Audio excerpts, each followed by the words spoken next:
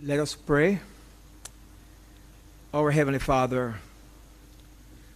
we are so thankful to you for having taken us here safely to this another very important National Disaster Risk Management Council meeting. We are thankful, Lord, for all those who are present, especially the members of this very special council.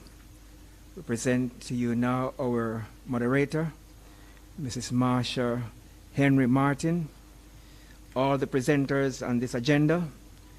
In a very special way, we lift up our Prime Minister, the Most Honorable Michael Holden, Chairman of this Council, Michael Holness, Chairman of this Council, the Honorable Desmond Mackenzie, Deputy Chairman, all the agencies, oh Lord, government agencies, the members of the NGOs that are part of this council, the private sector, the members of the Jamaica Defense Force, the members of the police force, the media, and all stakeholders.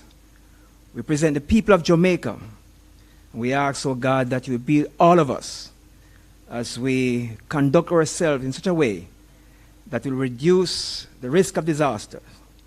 But in a very special way, Lord, over the years you have spared this country from major disasters, and especially from the devastating impacts of hurricanes.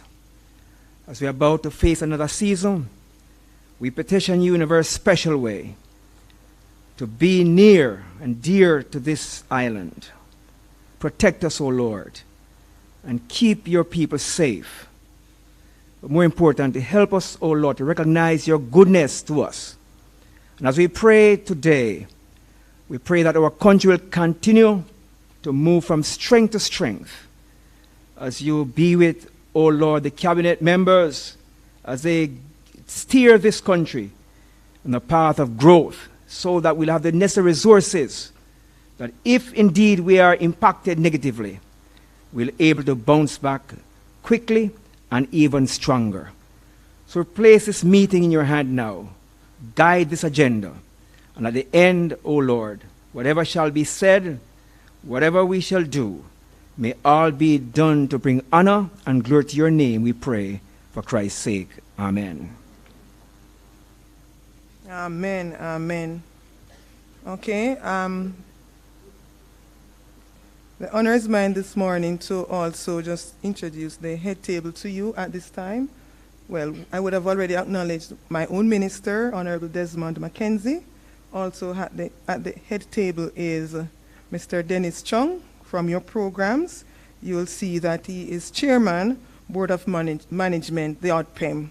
A new endeavor for you, sir. Thank you and welcome. Let me just take time to set a little order. At least once annually, the National Disaster Risk Management Council is required to meet to review and advise on national strategy for disaster management.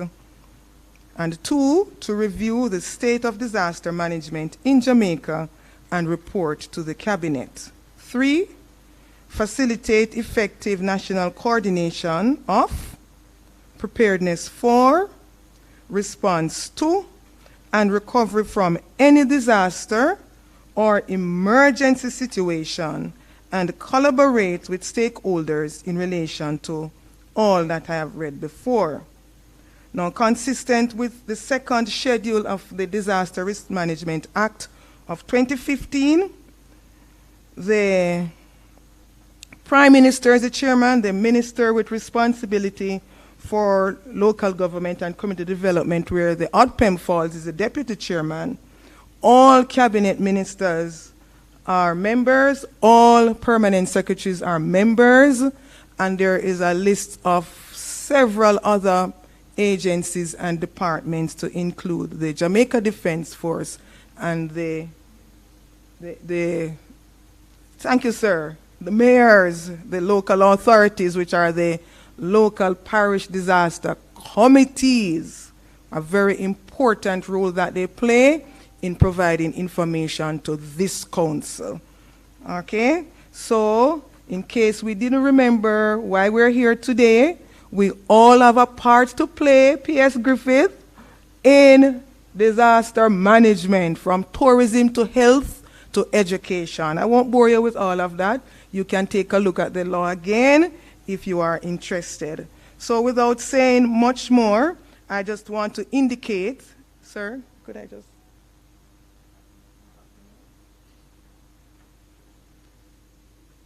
So last year, we met at the Spanish Court Hotel in Kingston, and we generated 3 documents that will be circulated to you sometime after this meeting. We will not take the tabling of these documents today with a view to signing, but there will be another meeting to be held in September at a date and time to be announced, that you will have enough time to review the document that is here and to come back to the table with your comments to allow the relevant persons who are the chairman and the deputy chairman to sign off on them. Is that fair? Thank you very much. That being said, Minister, I'm going to invite you now to come to the microphone to offer your opening remarks.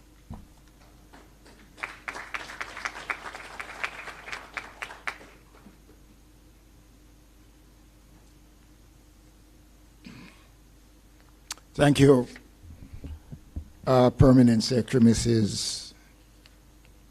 Marsha Henry Martin. I want to first of all acknowledge the presence of my fellow cabinet ministers who are present. I want to first of all also acknowledge the mayors, and especially the mayor of St. Anne's Bay, the parish in which we are presently visiting. So thank you for your hospitality so far, His Worship. Madam Cabinet Secretary, other permanent secretaries, members of the Jamaica Defense Force and the Jamaica Constabulary Force, members of the church communities, distinguished ladies and gentlemen, local government practitioners, and those who have been working with us through the years, the Salvation Army, the Seventh-day Adventists, and a number of other institutions, Food for the Poor, the Red Cross. I might get myself into problems. So let me say good afternoon to each and every one of you. I think this is the first time since this august body has been established that a meeting of a National Disaster Council is being held outside of the capital city of Kingston. I took the decision because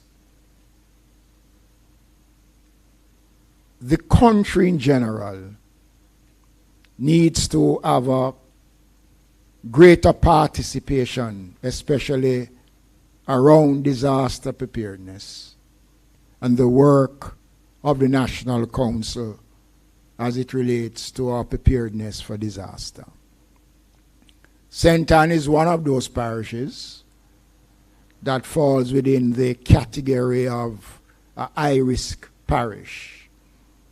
And if you notice on your program, there will be a presentation from the disaster coordinator as to their state of readiness and the areas of concerns as it relates to the parish of St. Anne. The Most Honorable Prime Minister will be here in a short while to deliver the main address. But as the Deputy Chairman and the Minister with responsibility for disaster in the country, my first order of business this afternoon is to officially present to the country at this meeting of the National Disaster Council the new chairman of the Board of Management, Mr. Dennis Strong, who has been duly appointed to serve for the next 3 years as chairman of the board. I want you to welcome him because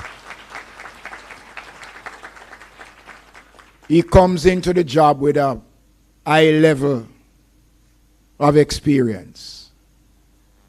And at this time when it is forecast that this is going to be the most active hurricane season in a long while. And later on you will hear how many storms we should anticipate. But as I did at a town hall meeting in Portland a couple of weeks ago, I asked the question, and I want to ask the question again today.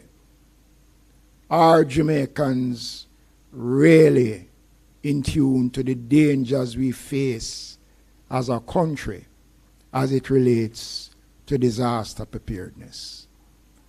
I watch with grave concern what is happening in places like Papua New Guinea. Floodings taking place, the various tornadoes in sections of the United States. And continue to ask myself the question, as a country, are we serious? Are we doing the things that are necessary? Yesterday when I spoke in Parliament, I mentioned the tons of plastics that have been deposited in our drains and in our gullies that expose us as a country to grave danger.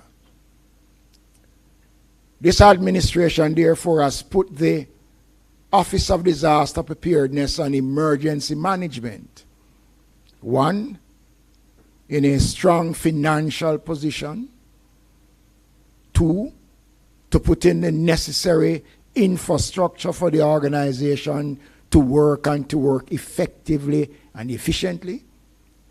And we have put in place a new board of management to help to ensure that the organization is in a position to respond. And we are a praying country. We have more churches than days of the week and months of the years and seconds and minutes. But is that enough?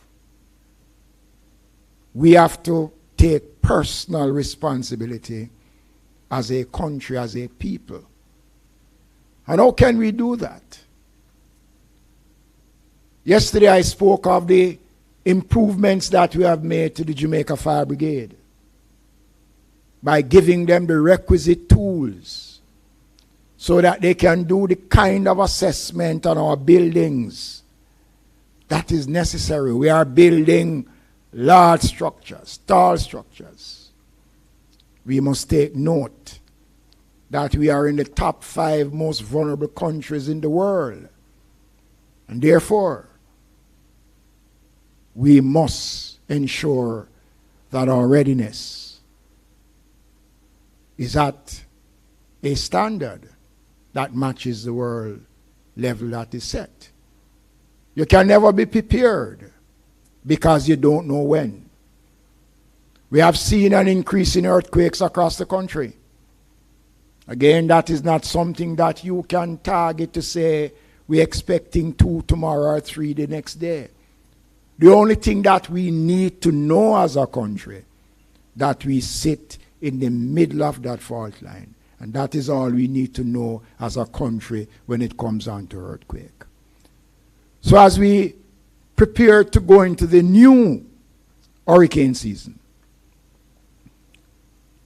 this administration again has put the country in a position that we can respond financially after a disaster. The National Disaster Fund is over $400 million. We have insurance that has been created to ensure the country can respond. But all the insurance that we have and all the systems that we have put in place, all it takes is one to erode all that we have built. So on the ground, we must ensure that we are playing our part. And one of the new features that the government has introduced is the JICA project, where over some $2 billion have been spent working closely with the Japanese government to put in one of the most modern communication systems that exist anywhere in the Caribbean. It is a first. And we in Jamaica is privileged.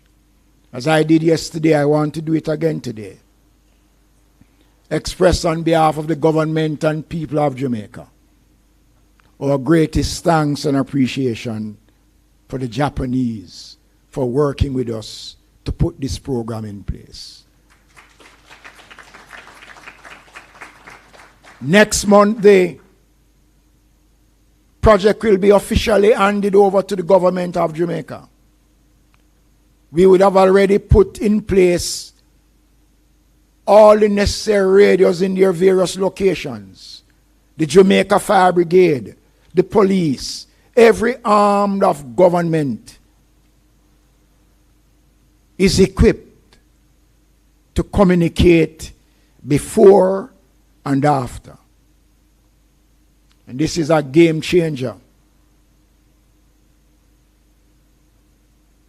for the people of Jamaica. We are now putting in place the necessary early warning systems in Port Maria, new sophisticated early warning systems. 15 systems have been put in place in Port Maria that will alert that town to any danger that is on the horizon.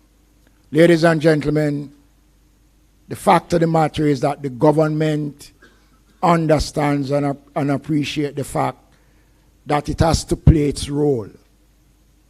And we are putting in place the necessary infrastructure for us to respond to these disasters.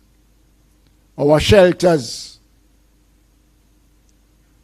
will be fully activated. And all that is required is for us to hope and pray that we are spared any major disaster this year.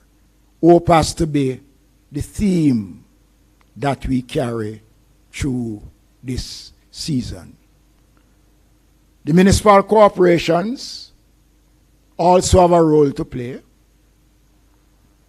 The Jamaica Public Service Company, and I've asked the Permanent Secretary to request a meeting with the JPS because we want to discuss in advance the cutting of trees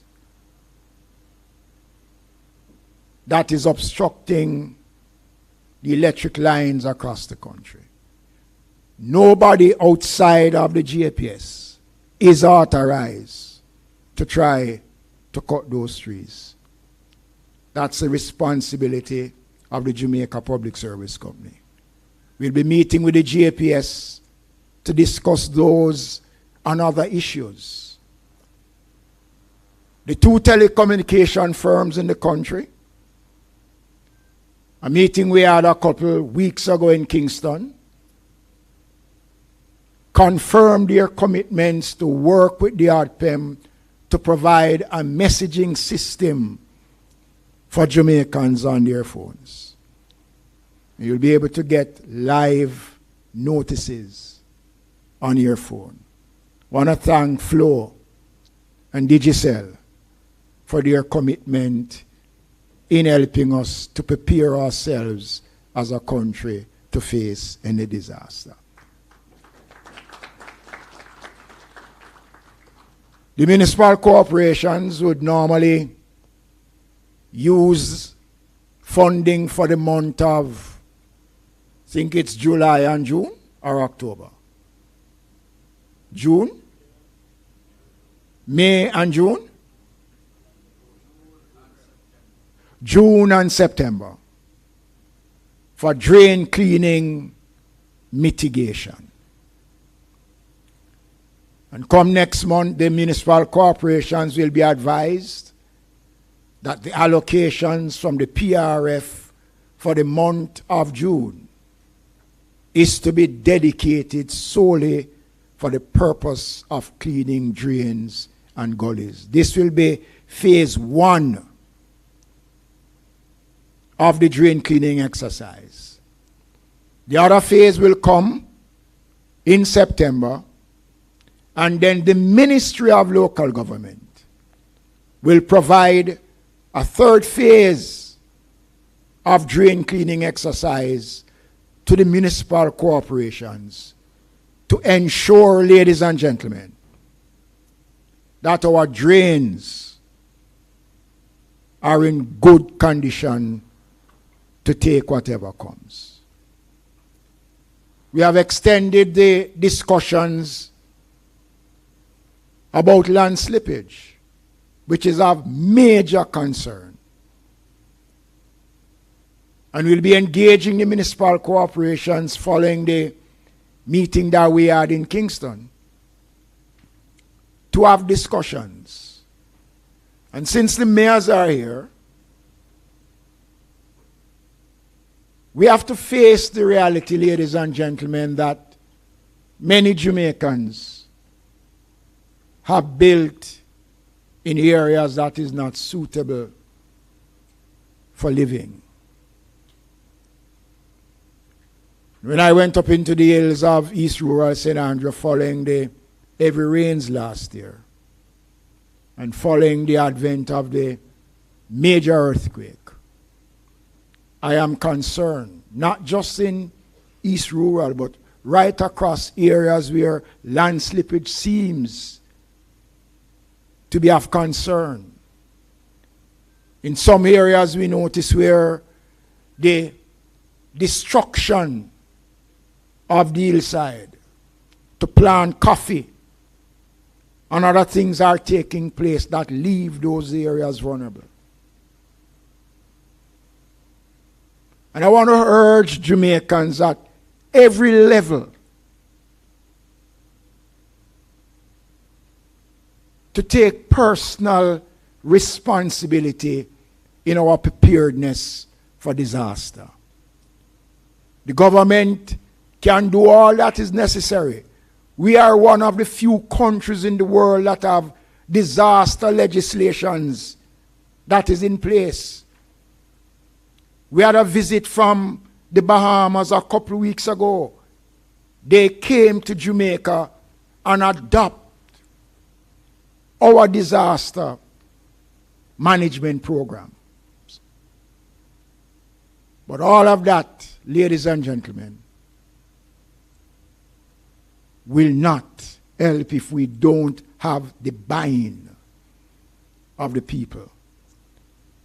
So when the warning comes and persons are asked to evacuate from areas that we know will flood easily. I remember when I was mayor of Kingston, the eye of an hurricane catch me on the Norman Manley road coming from Port Royal. I went there, spent 2 hours with a bus trying to convince people to move. And nobody listened. The country, ladies and gentlemen, the same way we adapt to some good things and some bad things, let us adopt the principle that one of the most dangerous disaster we face as a country is hurricane and earthquake. Until we have an appreciation of those challenges, then we will always become complacent. And I want, as we get into this very active hurricane season, We have seen the disaster of the drought conditions, how it has affected sections of the country. And all that is taking place, we want to ensure that the country is not short on information. Nobody can accuse this administration of being silent when it comes on to disaster. Nobody can. And we'll be having a series of town hall meetings right across the country to expand our reach and to get into the communities. And we know the communities, the systems that we have in place tells us the vulnerable communities. A couple of years ago, we started a program where we used the youth summer employment program to go into communities across Jamaica to identify elderly persons who live by themselves or would need assistance. And we're going to be expanding that this year so that we are able to respond to their needs. So today, as we commence the start of the hurricane season with this launch, I urge Jamaicans to become more responsive to disaster preparedness. I thank you.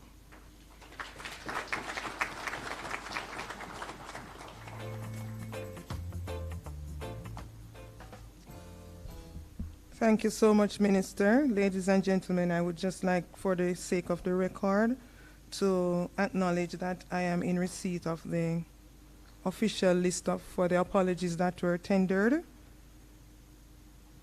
So I would love for the records to reflect Minister Johnson Smith and Minister of Tourism as well have formally indicated their apology. However, the Ministry of Foreign Affairs is represented today by Ambassador Sheila Seeley Monteith.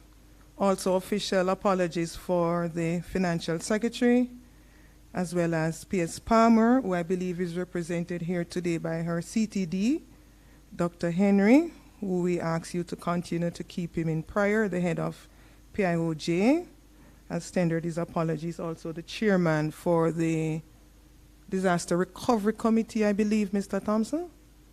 Right. P.S. Risden, who has another assignment. She's the chairman for the Humanitarian Committee of this council. P.S. Stuart McFarlane, also P.S. Arlene Williams, who is also represented here today, I think by her CTD as well. And Mayor Swaby, Minister, we have a formal apology from Mayor Swaby, the mayor and chairman of the KSAMC. For the record, I would also like to acknowledge Vice Admiral and not Rear Admiral. Thank you so much, Antoinette Wims Gorman. Yes, I believe when I said it first, I said Rear Admiral, and I got a little whisper, and I said, let me check it. So wherever that record exists, we need to correct it. Thank you so much. At this time, the newly branded, minted, highly expected Chairman of the ODPEM. We welcome you, sir.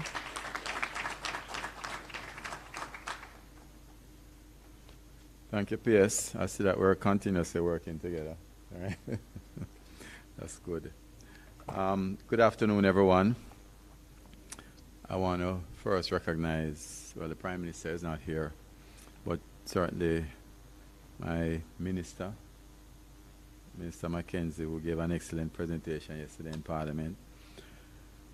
Other cabinet ministers, cabinet secretary, cabinet secretary, permanent secretary, mayors, heads of agencies, Richard, ODPEM, DG, other presenters that are here today, ladies and gentlemen.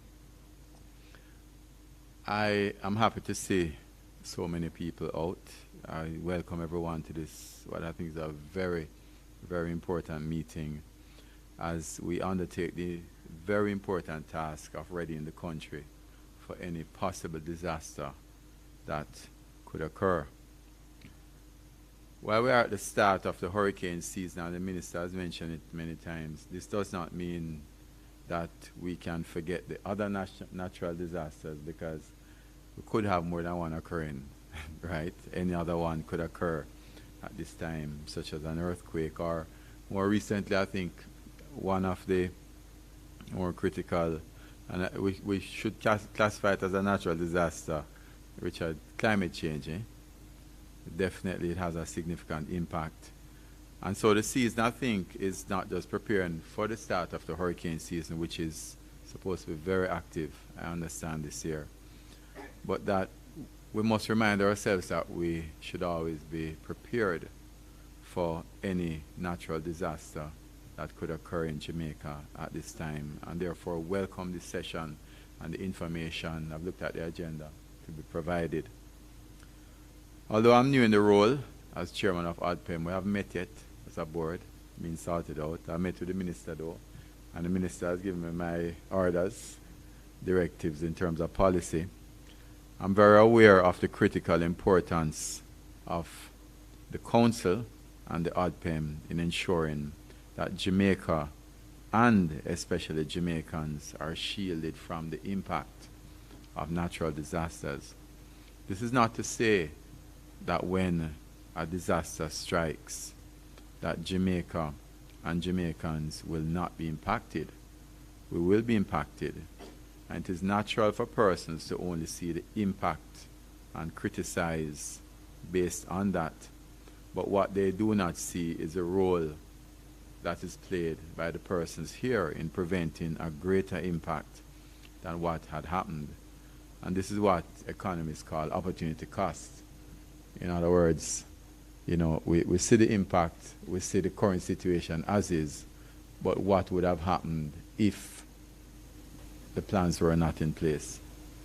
In other words, while we speak about disaster management and impact, we must be reminded of and educate the public, as the minister has said, consistently about what the dangers are. And also, I think, Minister, educate the people about what the situation would be if this council was not in place, and if the ODPEM was not in place. As an example, I'm old enough to recall the devastating impact of Hurricane Gilbert in 1988, and the weeks and months it took for Jamaica and Jamaicans to recover from it. In fact, the song by Lovin' There, and most of you here would be old enough to remember that, right? It was entertaining, but it looked at the serious issue of how long we had to do without electricity, water, etc. And all of that was encapsulated in the image and the feeling, the direct experience we all had of the cupboards full of bully beef, right? So the council can take credit in knowing that at least you have spared us from eating weeks of bully beef, right? Because right now we have water and electricity back in 2 days, and we're so used to it now that if it don't come back the hour after the hurricane, we start cursing, right? So that, Minister, is something I think that we need to take a step back sometime and look at what has been accomplished, right? And look at where we're coming from. And that's the work that we continue to do, and we should continue, the committees of the council and ODPEM, which, as I said, sometimes we're too caught up in the moment to realize what has been accomplished. And it's something that we need to educate people about. Of course, this doesn't mean that we can't improve even more. And the next step I see certainly is for us to enhance the forecasting, or what you call the preparation for the disaster, Minister, the resilience. I think is important. It is better for us to build the resilience and have minimal impact than just talk about response. And we need to do this because inevitably a disaster will occur, especially I think with the impact of climate change. In Southeast Asia, just last week it was 50 degrees Celsius, right? What is the impact of that? The impact of that is that it affects livelihoods because people who would normally be out working, the productivity levels are going to fall significantly. And in fact, you'd have heard about the severe turbulence, right? I heard that the plane actually, and if you can imagine this, the plane fell 7,600 feet over 10 seconds. That must be the longest 10 seconds in anybody's life, right? And I was fortunate because just 2 days before I flew out of that area, I was in Bangkok for a few days and flew out just 2 days. When I was flying out, the weather was actually coming in. So the prayers that you put up for me work. You put up prayers for me, right, Minister? It worked. So in my mind, disaster management should emphasize 3 major phases, and I know this is what the Minister spoke about, and certainly I think the DG would be in tune with this. That is resilience, planning, and preparedness, stage 1, management of the disaster, and then the response. And if you put more and more emphasis on the initial ones, then the ones after that become easier. So I look forward to the presentations, which I'm sure will cause us to leave here better prepared as a result. Thank you.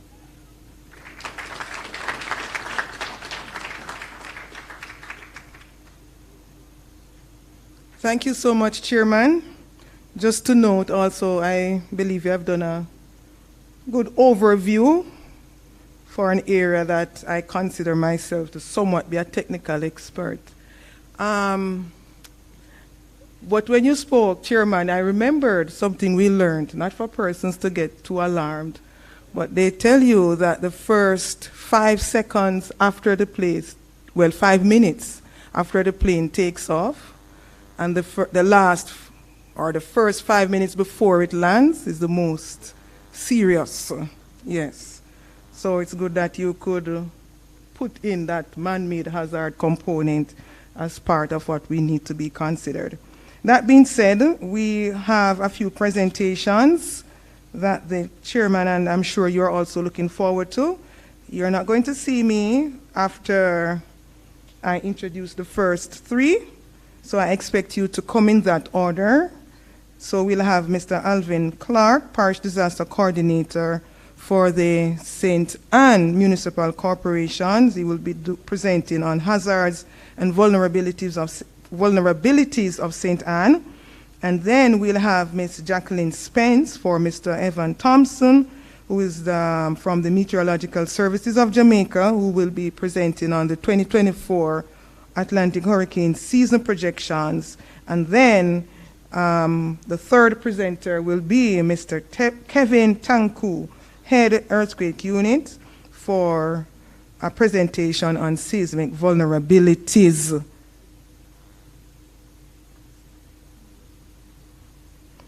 We'll have them in that order.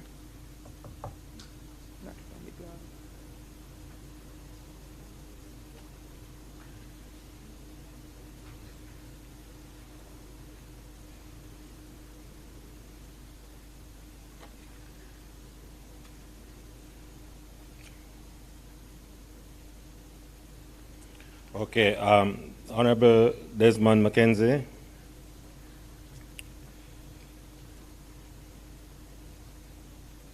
Marshal Henry Martin, CEOs, mayors, councillors, fellow coordinators, members of the cabinet, distinguished guests, a pleasant afternoon to you all.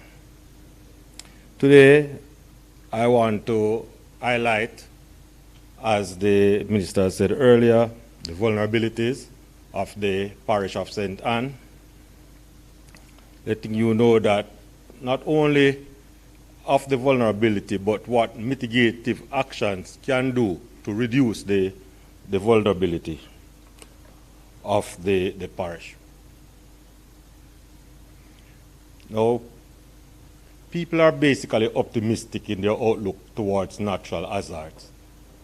This attitude prevails in part because processes that are hazardous to people occurs relatively infrequently. And when hazardous processes do occur, it only affects a few people. Natural hazards are not disasters in themselves. They are simply events in nature. They are not considered disaster unless they cause death, injury, or destruction to property. Hence, the preparation that we put in as a community, as a parish, will go a far way in reducing the vulnerability of the parish. So the potential for these hazards to result in disaster is dependent on preparedness and the ability of a community institution to withstand a particular hazard. On this map, we are highlighting some of the areas that are most prone to disaster in the parish of St. Anne. And I must say that most of these areas are basically flood-prone areas. But outside of flood, we have other vulnerabilities, we have other hazards that affects us. And we want but let me highlight that we have there the Discovery Bay area, Priory, St. Anne's Bay, Monique, St. Anne's Bay, which would include the Limeall area, K Valley, Mackney, which would include the Douglas Castle area. And the Douglas Castle area is what I would say a story line that would actually go to show us that where we practice good mitigation activity, we can indeed reduce disaster. And we can leave money out of it. Kind of different kind of flooding occurs in Money than what we would experience in K Valley. In K Valley, which we would have what we call a fast onset flooding, as in Monique, you have a slow. So when you get a lot of rainfall over a long period of time, that's when it's most likely to flood in Monique. It's slow, but as soon as the aquifer is full, then slowly it will inundate the entire community of Monique, and it will take quite some time to go away. On the spin side in K Valley, the rivers overflow their bank, the water rush in, and the town is completely engulfed, and the water will subside in a quick time. Now, these are just a listing of the hazards that actually affects the parish of St. Anne. Floods, definitely. Hurricanes, you know that tourism is real big in St. Anne, so we have to be concerned about our maritime events. Trees have posed a great issue in St. Anne over the past with regards to not just entanglement in power line, but these trees are huge, large, and some of them are of weak structure, and these trees continuously fall over a period of time, especially during the hurricane season. That's when we have the most issues with falling trees. Whenever there is heavy rainfall also and the ground becomes saturated, we have problems with falling trees. We also have technological hazards such as plants and animal disease, and we also have issues with fire. So let me just quickly run through a list of the hazards just to highlight what these hazards are all about, and at the same time give you an idea of how they have affected St. Anne in the past. Because knowing the history of what has taken place in the parish is one of the best ways to get an idea of how vulnerable the parish is to that particular event. Now, earthquakes are unpredictable and can strike without warning, and they range in intensities. And whenever an earthquake occurs, it can cause devastating effect. The shocks also occur in series over a period of time.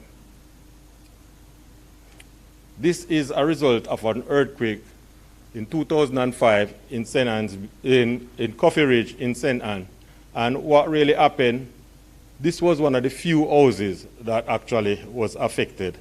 And if you notice, the earthquake unit will probably be better able to say, but if you notice that this is a slabbed house, it's not properly structured, and this just goes to show that when we build and build with a plan, it is much safer where earthquake is concerned. We need to put up earthquake-resistant building. Also, this building is kind of old. Then we have hurricanes, and the hurricanes are cyclones that we all are familiar with hurricanes. Hurricanes are basically one of the most frequent occurrence where disaster is concerned for the country of Jamaica and in extension for the parish of St. Anne. Whenever we have hurricanes, as I said before, falling trees, and just to show, as I said, I give you a pictorial event as we go through of the events that have occurred in the parish. There you can see the size of the tree that has actually blocked the main road in Bamboo. That main road leading from Prairie into Bamboo was blocked after this large tree fell across following heavy winds. And you realize that a group of men there are actually there assisting, and it shows how important community effort is with regards to response to disaster. Let us note that the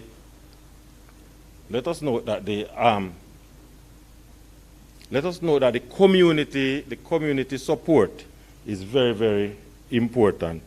And this is the area that we are moving fast into in order to deal with our vulnerabilities.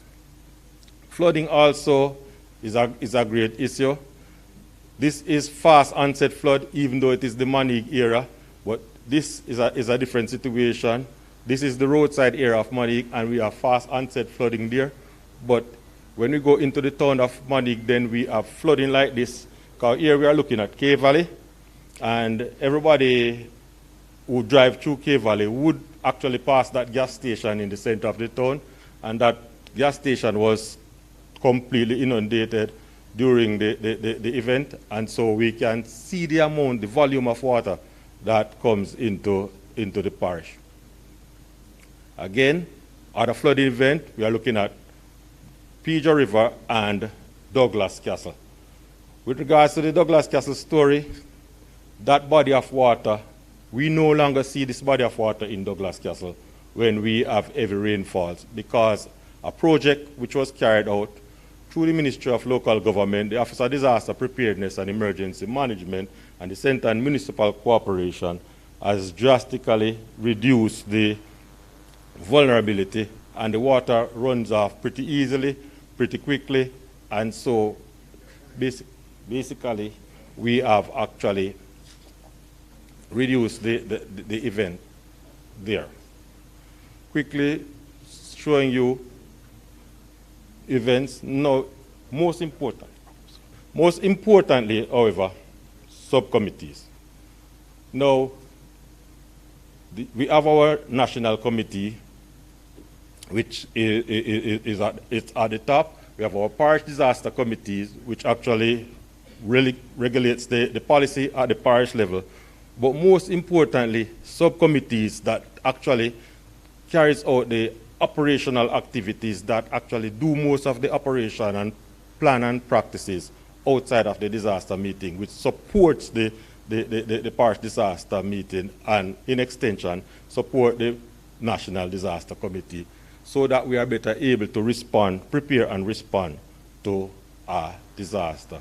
And also we have zonal committees also, which we try to set up these committees at the community level. And at the community level, when we set up these committees, it serves the same purpose. Note that normally we say that the police and the fire are first responders, but in a sense, the true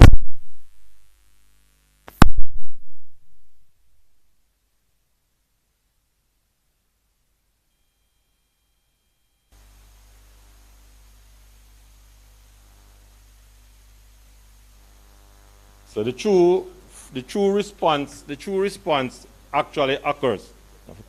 The true response actually occurs at the community level. So they are the true first responder.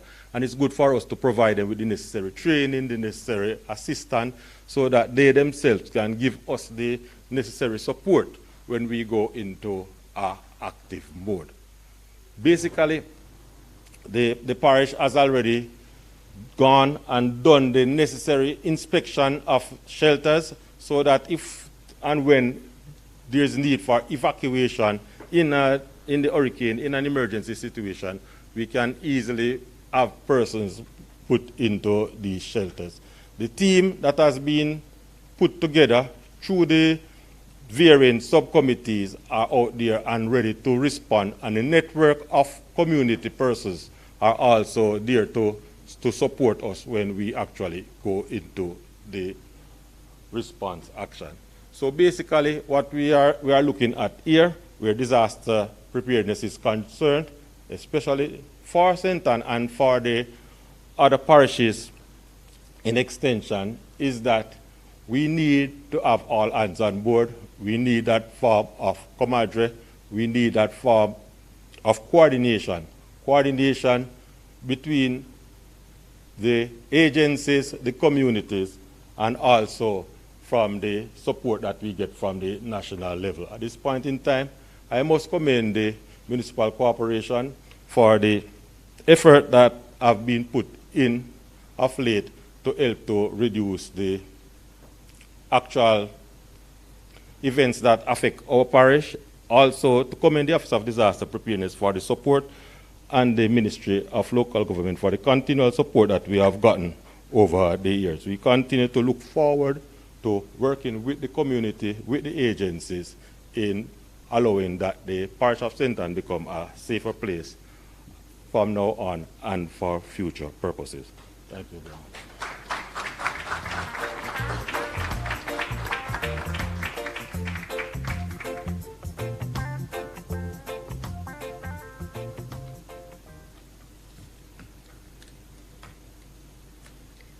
Good afternoon, ladies and gentlemen. And since my former PS is here, let me get the name right, Jacqueline Spence Hemmings, just in case you're thinking that I'm trying to hide under a different hat. Yes, so I'll be giving you a presentation on the hurricane season. You have pretty much heard what it will be like already, Minister. So quickly, Honorable Minister Desmond Mackenzie, Mrs. Marsha Henry Martin, Cabinet Ministers, Madam Cabinet Secretary, Permanent Secretaries, MPs, Head of Agencies, distinguished ladies and gentlemen, good afternoon. Right, so I thought I'd start with just a highlight of some of the findings for the Intergovernmental Panel on Climate Change Assessment Cycle. To highlight, we have probably heard 1.1 degrees Celsius. That's currently where we are. And we have about 20 years. That's a period within which the global average may reach or exceed 1.5 degrees. And the story kind of gets worse as we go along, so we won't go any further. Just, putting a little context into it. Quickly, 2023, we all remember, has now gone down as the hottest year on record. And I will put that in the context of the 1.5 to stay alive. Some of us may know that little tagline. It's actually more than a tagline. Beyond 1.5, we're not sure how what the world will look like. So 2023, on the left, you'd see what was forecast, which was 12 to 17 named storms, 5 to 9 of which were expected to become hurricanes, and 1 to 4 major hurricanes. And on the right, I was not playing. That crossing out is all the storms that we did get. We got 20 storms. And remember that the forecast was 12 to 17. Stay with me. So some highlights from 2023. Everybody remembers in high school or maybe primary school, let's say that the hurricane season is June to November, right? Okay. There was an unnamed subtropical storm formed in January 16 in 2023. January. 2023 was an El Nino year, which would mean El Nino means reduced hurricane activity. Do you recall me saying how many storms were formed last year? Yeah.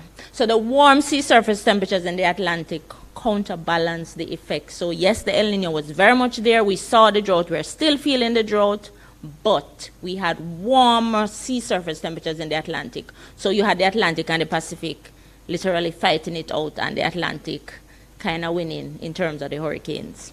We had potential tropical cyclone 22. Remember that one? It didn't even reach depression. Everybody remember the impacts? Right? So we don't want it to get there. We don't even want to hear that a storm is near Jamaica. What have we seen in 2024 so far? Above normal temperatures. Lord, it's hotty. It's on everybody's tongue, and it's something that, as the minister has indicated, we need to pay attention to. Some persons are like, yeah, so a little heat. No, it's a serious matter. We need to pay attention. Below normal rainfall, that just adds to the problem. Drought, the farmers are literally crying out. These are just some maps to show you. In April, this is the rainfall you would have received. And you would see over Portland, there was some rainfall. If you look at 2023, you would have got more rainfall in Portland in 2024. But when you compare to even the 30-year mean map, which is the one on the other side, you see that we would have still received more rainfall in 2024 compared to the 30-year mean. And yet it was still very dry.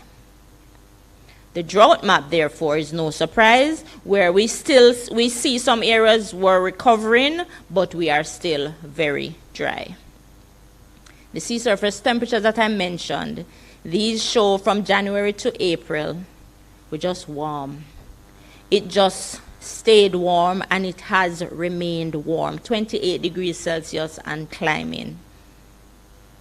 In the Pacific, the El Nino is forecast to dissipate, however. It's still not gone yet. So you will see red areas still existing, but you see some blue coming in as well. So to look ahead, what's the precipitation outlook? So it's not all bad news. We are expecting recovery, and we did see some rains for May, and we're expecting that to continue. We're expecting by November we should be out of the woods. But in what form that will be, that's the question. Temperatures are expected to remain high. We might have relief in some areas, however, higher than normal temperatures, especially as we enter summer, because some persons are saying, listen, summer start from January. I don't know which summer you people are talking about. But yes, the temperatures will get higher before we see any sort of relief. So the 2024 Atlantic hurricane season, 85% chance of above normal. 17 to 25 named storms are forecast. We got 20 last year. Last year was an El Nino year. El Nino is expected to be replaced by his sister, his mother, whatever you want to call her, La Nina. La Nina means enhanced hurricane activity. We are having drought in some areas. Drought, then heavy rainfall. What to get, Minister? Landslide. We have heat. Boy, it's serious. Why is 2024 forecast to be above normal? The warmer temperatures I mentioned just now in the Atlantic Ocean. The La Nina conditions that are expected to develop in the Pacific. Reduced trade winds and less wind shear. Perfect recipe for tropical storm development.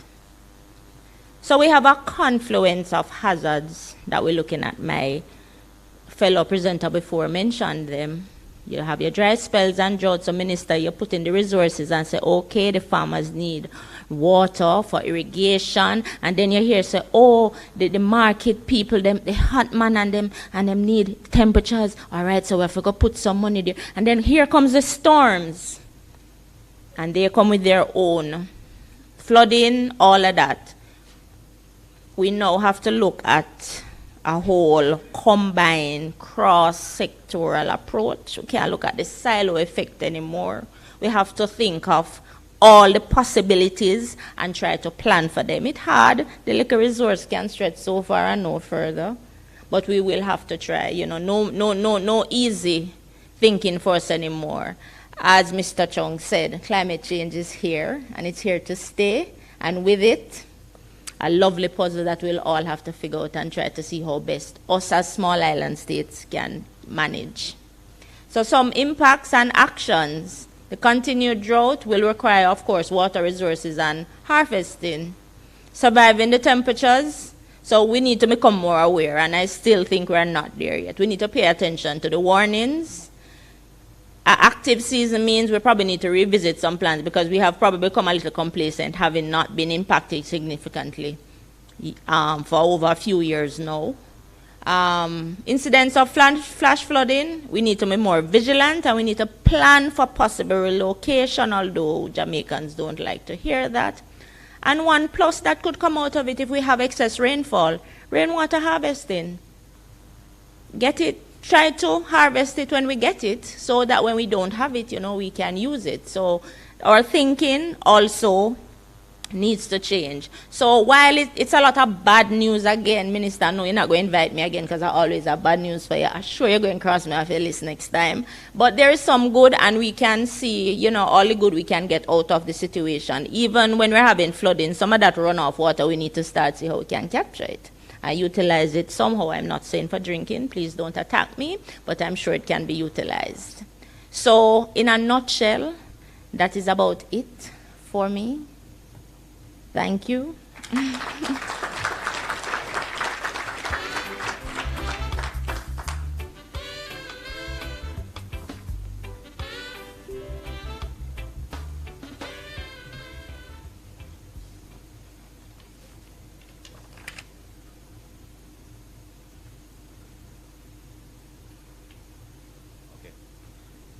Good afternoon, all. Before I start, just want to identify some vehicles that are blocking some other vehicles. 4788HB, 0132LB, 1874JK. Kindly probably reposition your vehicle.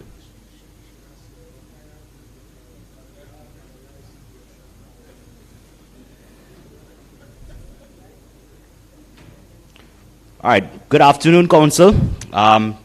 It's great to be here again. Quite an interesting year with respect to seismic activity, and I'll get right into it as I'm limited for time. So just to recap, you know, a lot of this would have been discussed in the workshop a couple weeks ago. So I'll just sort of point out for those that probably didn't get to see exactly what we were speaking about. This map here shows us just the seismicity for Jamaica, or the earthquakes that occurred in 2023. And 2023 was quite a significant year because we had one of the largest, at least instrument recorded earthquake in quite some time. But this is not nothing diverting from the norm in terms of seismicity for the island. We know the areas. We cannot predict when an earthquake, time and place, but we do know the active areas, all right? And we do know the active faults that would actually create some of these larger earthquakes.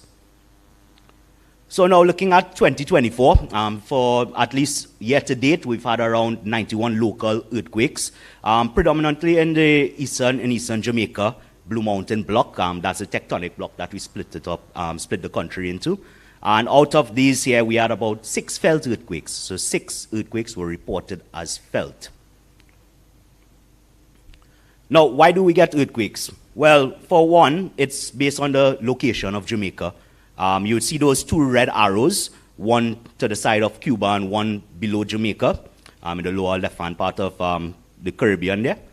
And it's the interaction of these plates that create different tectonic zones or different faults. And these faults themselves spread across the Northern Caribbean.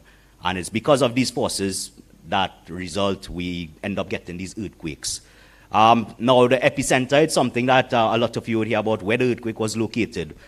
An epicenter simply represents the area on the surface above which you actually had an earthquake. So not to be confused where the earthquake actually occurred. You would see in the block diagram there, the focus is where the earthquake actually occurred at a certain depth. And it's this variation in depth that actually is responsible for probably the level of shaking that you get. And in Jamaica, we tend to have primarily more shallow earthquakes. Now, historical data, of course, help us understand why we get, or where we get earthquakes in Jamaica. And we know that eastern Jamaica is more active, primarily because of the regional tectonics. Now, magnitude and intensity, and this is an interesting relationship here.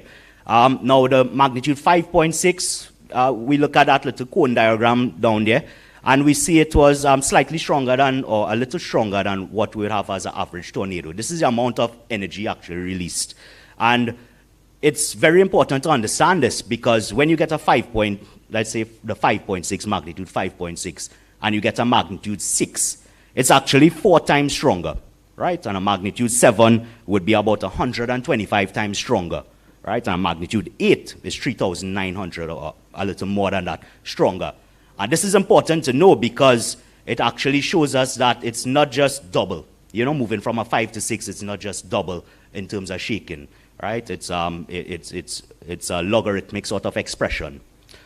Foreshocks and aftershocks, we would have recorded over 90 aftershocks following the magnitude 5.6 earthquake. Okay, not me. And this itself shows us that this gives us that high number in terms of seismicity for the year. With respect to a recent significant event, the magnitude 5.6, I've been asked to speak about mostly the vulnerabilities, or Jamaica's seismic vulnerability. And again, from this event, we would have seen that this is considered a moderate earthquake, by the way, right, based on its magnitude. We would have seen rock falls, landslides, some minor non-structural damage, poorly constructed buildings may have failed, and we've seen also some, I guess, some expressions that we can pick up within the subsurface, or some variations that would have resulted from this. Now, seismic hazards themselves, we tend to split it into primary and secondary. And I'll go through just a couple of them just to show you exactly some of the variations in terms of the type of hazards associated with these type of events here. So we look at first, most known, which is ground shaking. And why I included this one here first is because it's a primary effect, or a primary result of earthquakes. And this one is primarily associated with areas where the soil condition or the site conditions itself may result in amplification of the earthquake or the seismic waves themselves, right? And this is particularly important for areas where we build on soil or on alluvium, right? Because you get slowing down of the seismic waves, and the seismic wave then amplify. So areas such as Kingston, other areas that are built on the alluvium plains, we tend to build on the coastal areas. So it's important that we recognize that ground shaking is something that we have to plan for. We have to at least engineer our infrastructure around different types of ground shaking, or the variation in ground shaking across the island. It's not going to be the same. So you have to cater for that to not risk over-design. Apart from that, liquefaction, here we have the Giddy House in Port Royal. And this is something that we historically have evidence for, as well as in certain sections of downtown Kingston, right? And in certain parts of St. Thomas as well.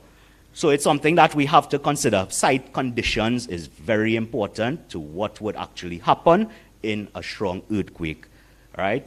Because of the cyclical nature of tectonic activity, we can expect that, maybe not in our lifetimes, but we have to be planning that we will get at least a considerable earthquake that may cause some damage. And so we actually prepare, how we mitigate, and how we respond, that will make the big difference. Now, landslides and rockfalls, just to touch on it, here we have Judgment Cliff in St. Thomas, and I know the following presentation would probably get more into that. But this is also a result of seismic activity. So we have to consider this, especially as we come into hurricane season, where we would have a lot of saturated soils, a lot of saturated oversaturated areas, and a little shaking might actually, result in some rockfalls or some landslides. Surface rupture. Now, we've never really seen, this is probably more in the movies that people tend to relate the surface rupture, that the ground crack open. We never really have this sort of, I would say, impact that is recorded locally, but because of the depth of our earthquakes. But again, because of your rock types and your site conditions, you may get certain areas that you can record this Now, tsunamis, again, for Sentan, I think you would add to your list tsunami. Historically, there has been evidence of tsunamigenic waves resulting from one of the historical earthquakes. So I would add tsunamis to your listing. Right? But we also have what we refer to as siege, right, or sieges. And this is like, think about a pool, right? If you have a pool and the slushing around of the water. So it's similar to that. Take your bottle or your cup and you shake it like this, and you see the water hitting side to side. And this is what was actually recorded in Kingston, right, in the harbor, in Kingston Harbor. So it's something that we have to also consider, that it may cut off roads, it might damage some sort of, subsea cables and infrastructure that we might have in those areas. Fires, of course, is one of the other ones, and I think I might have to probably close it off there. All right. Ladies and gentlemen, I'm asking you to stand for the arrival of Prime Minister of Jamaica, the Most Honorable Andrew Holness. Good morning, everyone.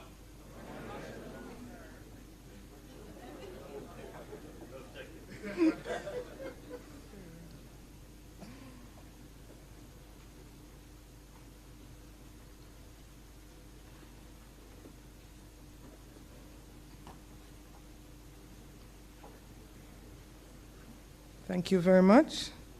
Welcome, sir. Kevin, were you finished with your presentation? So you needed 2 more minutes. So we would have, come Kevin, and take minister's briefing. Thank you. Welcome, Most Honorable. All right, continuing, fires. And this is something that I'm particularly concerned with, especially in our built environment, in our town areas. And I know that a lot of investment has went into, the different mitigation programs and building capacity on this frontier.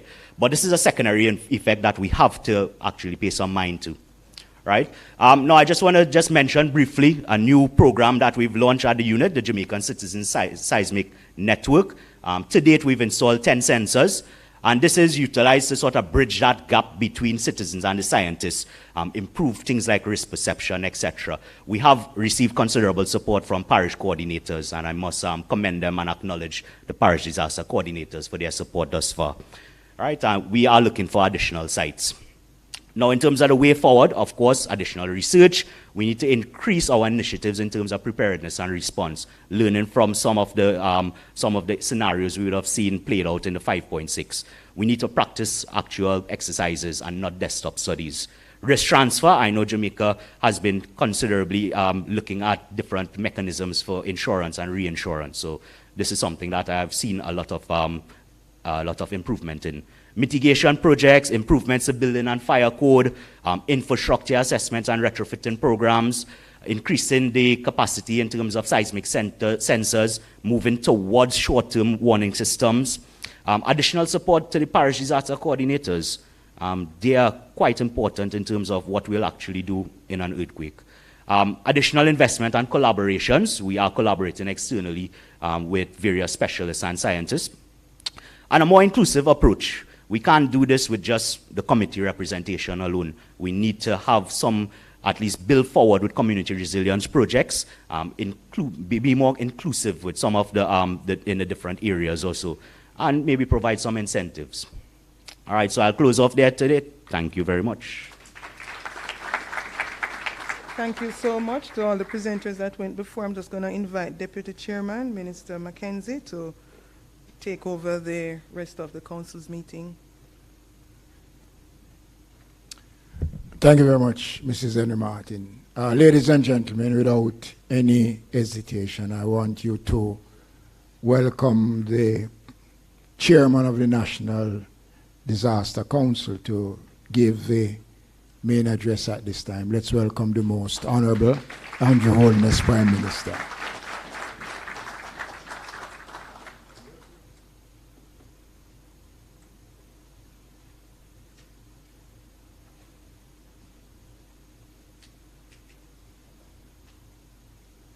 I was hoping that Minister Mackenzie would have given me an opportunity to catch my breath. But he understands that I have to find my way back to Kingston very shortly. Today is actually a parliamentary day. And he's excused because he has to be at this event. And as I scrutinize the audience, I didn't give any approval for Minister Morgan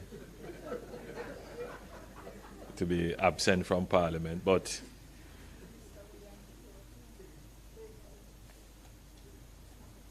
where is Minister Williams? Oh.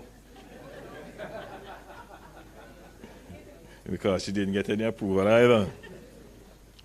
But this is such an important meeting that I'm sure the Speaker of the House would understand.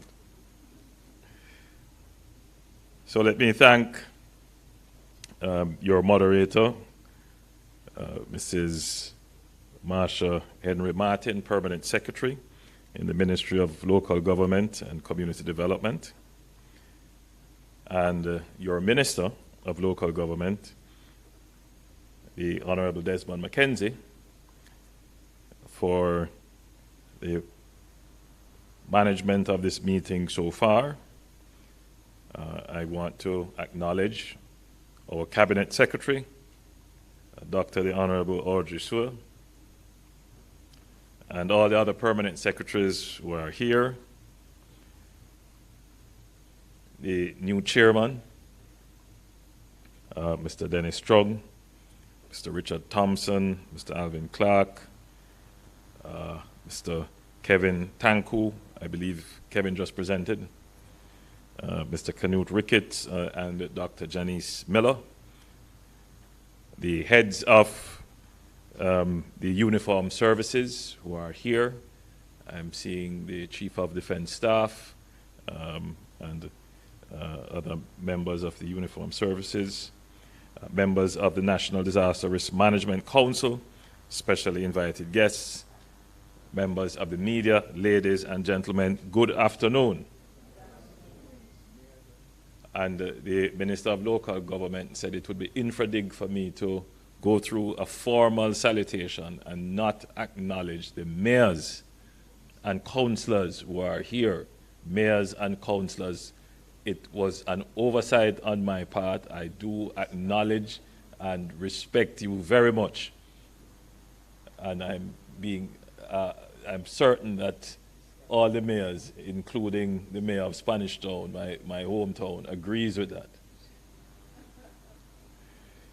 Ladies and gentlemen, disasters are a harsh reality for millions of people across the world, disrupting lives and livelihoods and reversing development progress for entire nations. Just recently, I was seeing on one of the international news services a massive landslide in Papua New Guinea, where over 2,000 persons were killed in one go. We have had disasters that would have taken far more lives than that, but it just goes to show that one day everything could be fine, and then something totally unexpected occurs, and it has national impact, even global impact. Here in Jamaica, we are acutely aware of this reality as a small island developing state. It is something that we live with on a daily basis, but we have somehow managed to live with it to the point where we have just put it in the back of our consciousness. But I'm certain that every day, every Jamaican is whispering a prayer to say, thank you, Lord, for sparing this country from the worst that could have happened. I recall sitting in the cabinet room when the first tremors of that, 5.6 earthquake took place. And when I looked to my right for Minister McKenzie, he was nowhere to be found.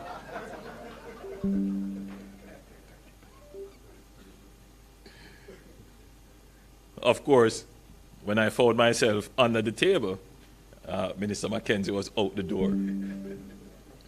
And you would be very proud of us. We followed the protocol. Yes, we ducked, we went under the desk, we put ourselves in the roll position, and then as soon as we felt it was safe, we all ran in single file down the stairs and outside to safety.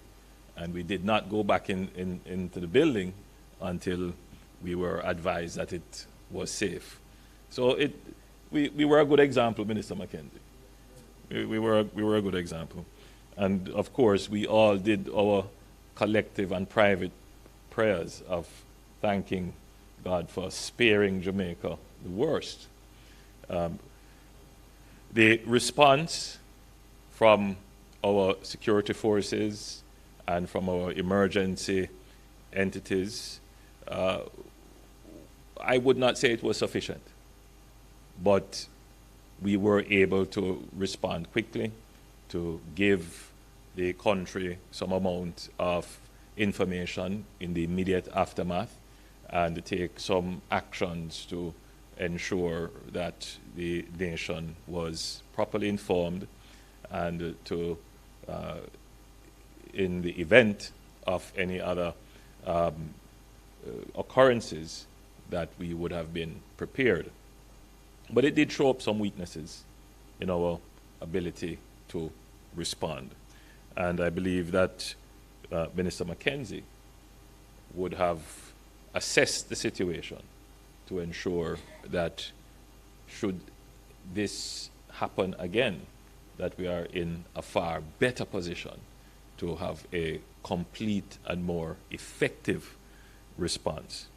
And I put it in that way because the truth is you will never be 100% prepared to respond to a disaster.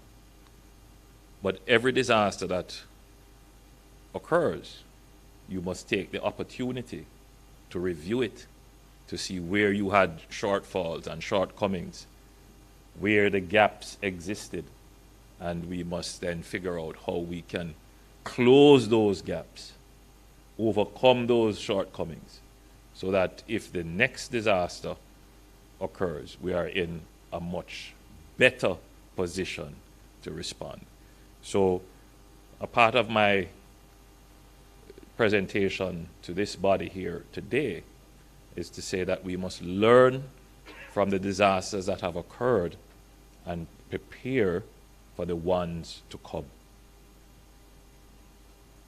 So I'm speaking now to all the managers, all the leaders, all the persons with responsibility who can ensure that we are prepared. I caught the last part of your presentation, and you said the tabletop exercises are good, but they're not sufficient. So we can always do tabletop exercises, planning for earthquakes and other disasters. Well, we had a live test. What came out of that live test? What were the gaps? What were the shortcomings? What were the resources that did not perform? Who did not perform? Why did they not perform? So that assessment, I'm certain, was done. I'm certain that the gap analysis was conducted, and we need to act on it to make sure that we are prepared for the next occurrence of a disaster. It is not if, it is when. So the past decade has revealed a worrying trend, an increase in the frequency and intensity of natural disasters, particularly severe weather events like hurricanes. The escalation is no doubt fueled by climate change. Of course, everything these days is put at the feet of climate change. There is a sense that climate change is a naturally occurring phenomenon. but really it is a man-made phenomenon. It is our consumption patterns, our consumption decisions, our economic decisions, our development decisions that drive the change in the climate. So in effect, it is the activity of mankind that is driving these changes. And in a sense, it is also the activity of mankind that can mitigate these changes. So disaster preparedness is about mankind managing what we do in order to be prepared to develop the ability not just to respond, but to withstand the impact of these changes. It becomes even more complex for us because not only are these disasters being driven by natural phenomenon and man-made phenomenon in terms of weather, but they're also being driven by biological phenomena like pandemics, which add another layer of complexity to disasters. And then not to mention other forms of disasters which are happening. For example, wars which create migration, or unstable states which create waves of migration which can spur other kinds of disaster responses. So we are living, as we have always done as a society, but now increasing with intensity and complexity, in a time where we could have multiple disasters happening all at once. So you could have a pandemic, a hurricane, you could also have a humanitarian disaster, all three that you have to be able to respond to at the same time. So we have to be prepared. We have to be ready. Thankfully, we have a law that mandates that we must be prepared, that mandates us to be in a position of readiness. And that law mandates that all the stakeholders, all the leaders of our disaster response and readiness, that at a particular time in the calendar, we must all meet, and I must give you a charge. I must drive the fear of God into you.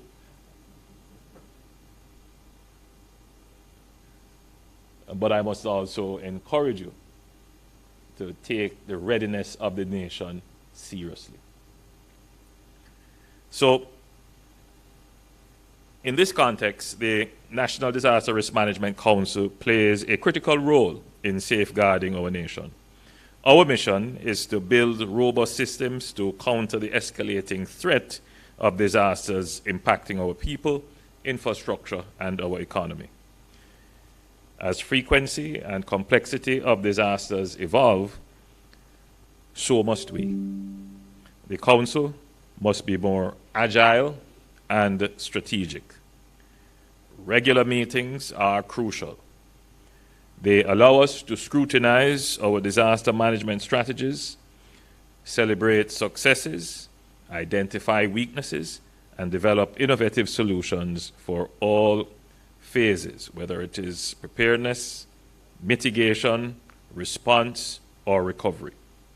By working together and adapting, we can ensure the Council remains a powerful force in protecting our people and our communities.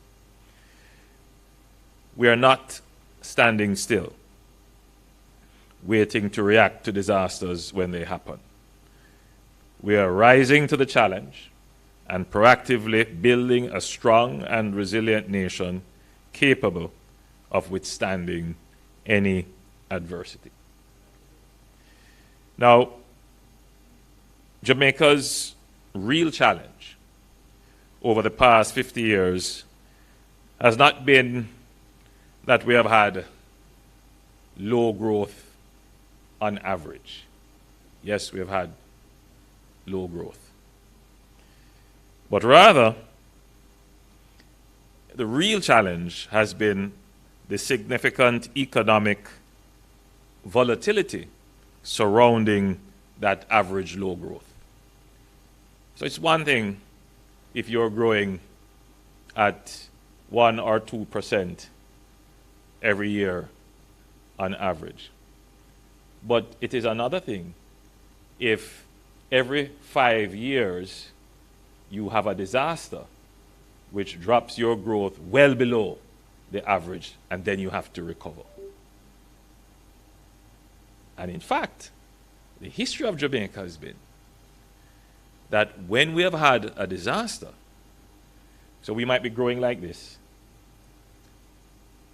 disaster, and then it takes us a long time to recover, so we grow like this. We eventually recover, only to end up in another disaster. And that has been our challenge. How do we, even if it is that our economy is giving low growth numbers, how do we recover quickly from disaster? Now, I haven't done the research, and though I have looked at data anecdotally, but I wouldn't.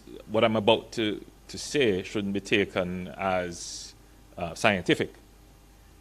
But I have noted that almost biannually we are having a major flood event or rain event that causes flooding island-wide.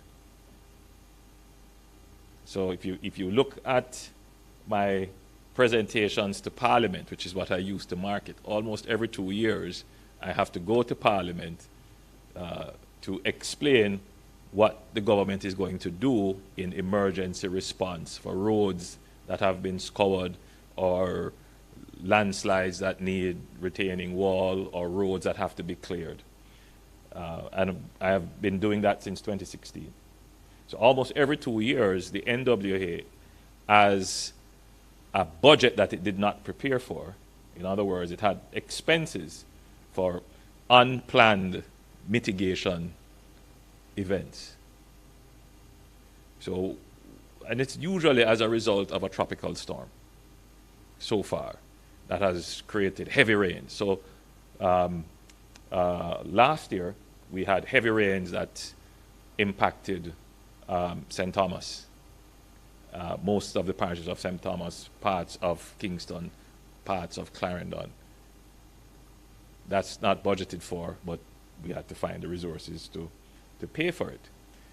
But what has been the difference in the last 10 years with Jamaica's ability to quickly recover from a disaster? If you notice that Jamaica's recovery from the pandemic has been rapid.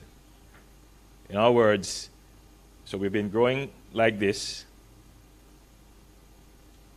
2.5%. Pandemic hits, our economic growth bottoms out. We lost 150,000 jobs. But within a year, we are back up, and we're back on our growth trajectory, 2 to 3%. One of the reasons why we have been able to do that is because of the fiscal program. But the fiscal program, and when we say the good management of the economy, an element of that, a significant element of that, is that we have managed to put in place buffers in our economy. And that it's very important that the nation understands this, because sometimes the conversation about good economic management seems to be a kind of mystery. What is this good economic management, and what is the value of good economic management? What is the utility that good economic management brings to the country? So it's not just keeping the dollar stable. It's not just managing inflation. It's not just bringing down the debt to GDP. All of those lovely things that you hear about when we talk about economic management. It's not just ensuring that we have good credit rating. But most importantly, it is about ensuring that when a disaster strikes, we have the wherewithal to respond and to overcome. We never had that capability 10 years ago. Because if a disaster struck, what would have been our response? If a disaster struck, we would have to borrow. Or just leave it.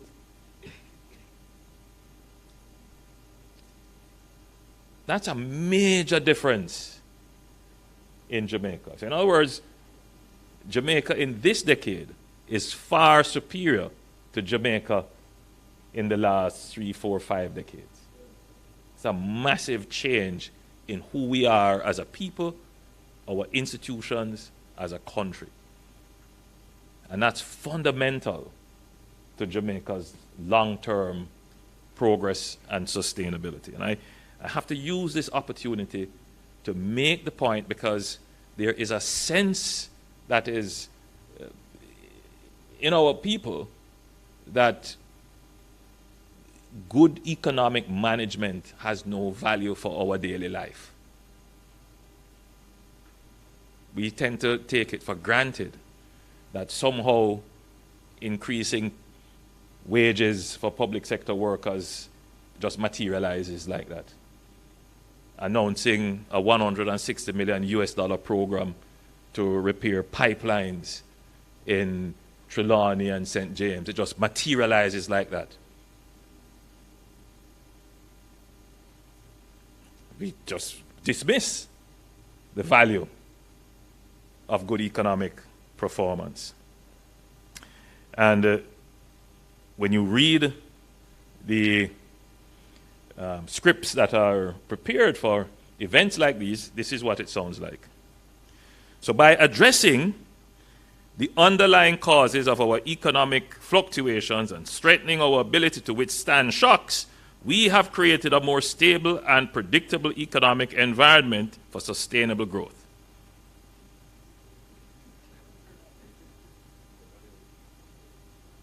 And we just take that for granted. Oh, that just sounds very nice. All of you go back home and say, oh, it just sounds very nice. But don't make the connection of the importance that should that good economic management goes away,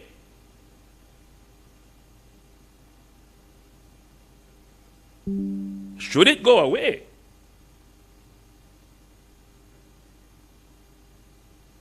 God forbid, disaster risk financing and risk transfer are at the core of our strategic framework. Now, I heard you say Jamaica is doing very well at risk transfer. What does that mean? And how are we able to do this risk transfer? Well, think of it as an insurance policy for our nation. By setting aside funds and spreading the risk, we can recover more swiftly after a disaster strikes. When have we been able to set aside funds and buy insurance in our economic history? so that we can respond swiftly if a disaster strikes. When COVID struck, we were able to respond. We had buffers. When disaster struck in previous times, we weren't able to respond in any significant way. We had a $40 billion response care package that kept people paid during a time when they were laid off. We were able to give subsidies to Jamaicans to keep their households going. That is the utility of good economic management. So in other words, good economic management is the fundamentally important element of a disaster response and recovery strategy.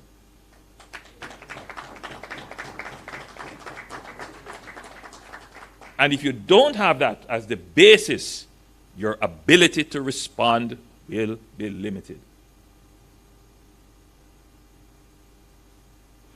So, this government has taken the necessary steps to enhance our fiscal resilience to natural disasters and shocks, and we are actively building capacity to effectively respond to new and emerging hazards.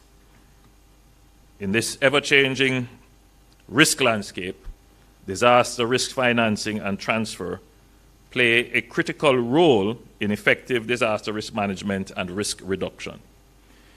These instruments help countries and communities recover faster. According to data from Munich Re, the world's largest insurer, extreme storms and other natural disasters caused about US $250 billion in losses last year, with less than half of that covered by insurers.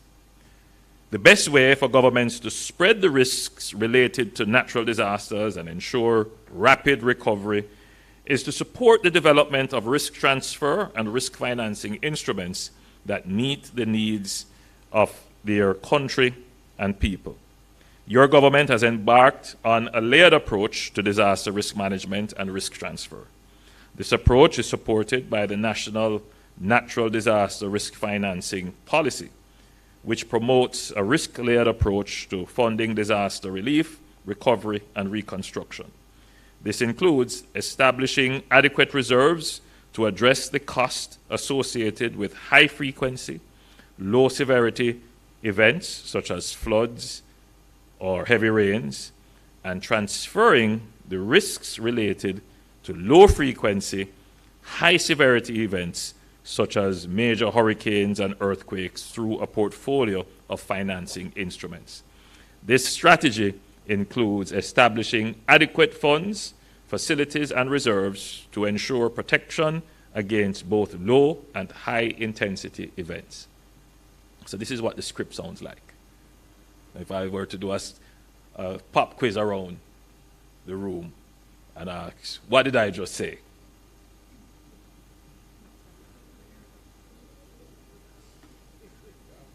What did I just say? I'm sure, I wouldn't get the correct response from everyone.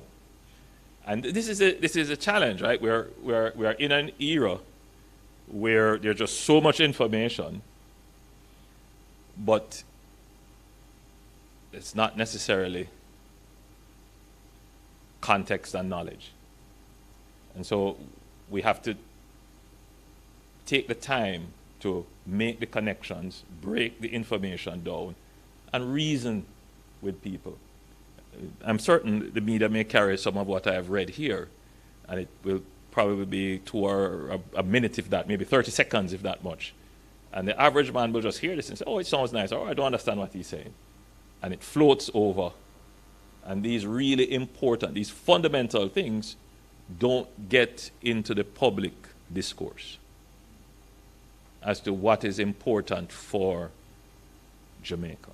Now, my job as Prime Minister is to take some of these complex information, break them down into relatable, bite-sized packets of information that everyone can consume, and then internalize it so that it becomes a part of what we call the political economy. Meaning that, you know, the Jamaican voter is consuming information that is not necessarily the best information to help them to make the right decisions about the future of their country. So it's one thing to live in an area that is at risk of a disaster.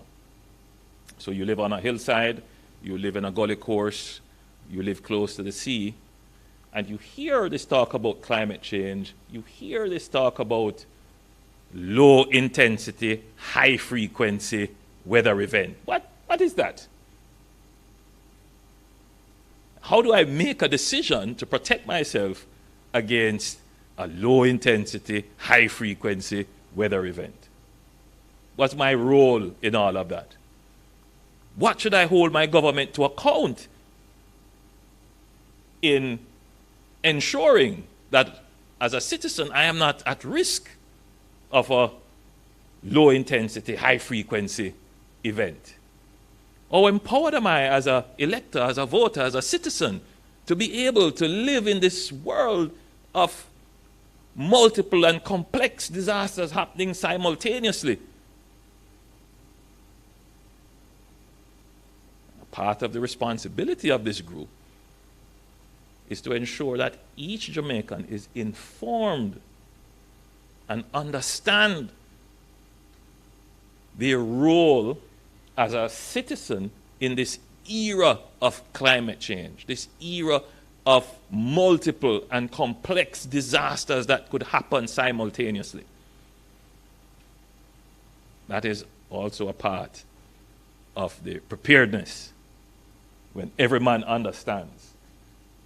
So at the government level, we're doing what is necessary, but we need to do more to bring in the Jamaican person, the average Jamaican, into the understanding of what it means to be a citizen in this era. So the government of Jamaica maintains a national disaster fund which exceeds now $550 million. And I remember distinctly, Minister Mackenzie, you'll recall when we started to look at that national disaster fund, which was $100 million at the time. It was not funded. And we put the money in to fund it. And I believe you have it there at local government.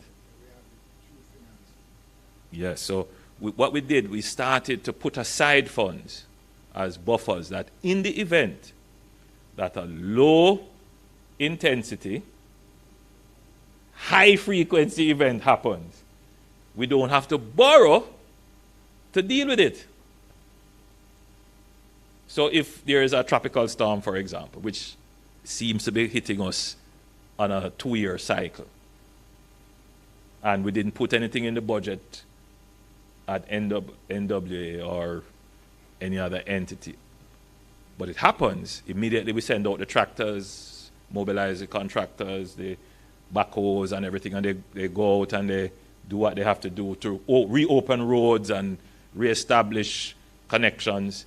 That's what you call a low intensity, high frequency weather event. So Jamaica has built resilience to be able to respond to these kind of low intensity but high frequency events. That was not necessarily the position that we were in previous decades. And we are not, I'm not hereby saying that we are in a perfect position, but every year we get stronger, both in terms of the resources that we are able to put into our fund to self-insure, because that is what it is in terms of building the buffers.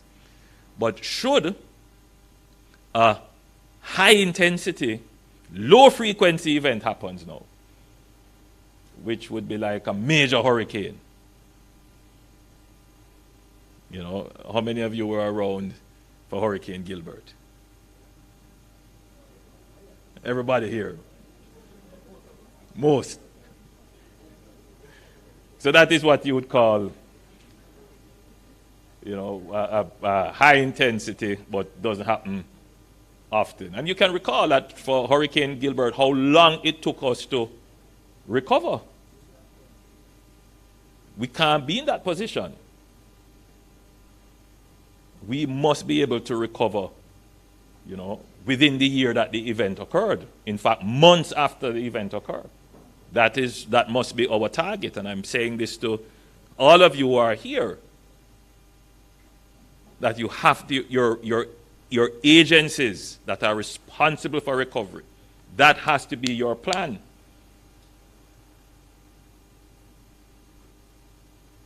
Now, in terms of how we finance that plan for recovery, it may have to be that we have to go and do some borrowing. But before you reach to that, let us put aside some money for insurance. And that is what we've been doing. So,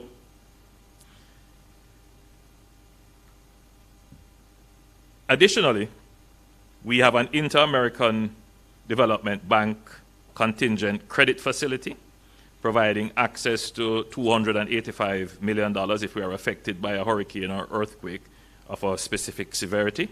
And Jamaica is also a member of the Caribbean Catastrophe Risk Insurance Facility, the CRIF, a multi-risk pooling mechanism. To guide this process, the focus has broadened to include multiple hazard assessments and comprehensive data collection. The scope of data required for informed decision-making has increased, and analysis of vulnerability and risk must account for the complex nature of disaster. Therefore, ministries, departments, and agencies of the National Disaster Risk Management Council must ensure access to evidence-based research and information across critical sectors. So, in order to get insurance, you have to have data. You have to have the data to secure the insurance, and you have to have data to trigger the insurance. So a part of your job in being prepared for our response is to make sure that we're collecting the data. And I'm sure the entities who are here have been doing an excellent job. That's one thing I can be certain of, that we are collecting data. I see it in whether it is from the NEPA point of view, or from the earthquake unit, or from the fire, from the ODPEM, we have data. But we must continue to refine. From the Met Office, we must continue to collect and refine and analyze that data. So I want to conclude this part of my presentation then by saying that the utility of good economic management is that it gives us a good base on which we are able to respond and recover from disaster. And that is the essence of resilience. So good economic management gives us resilience. It is important that the average citizen understands that they have a role to play in our disaster preparedness.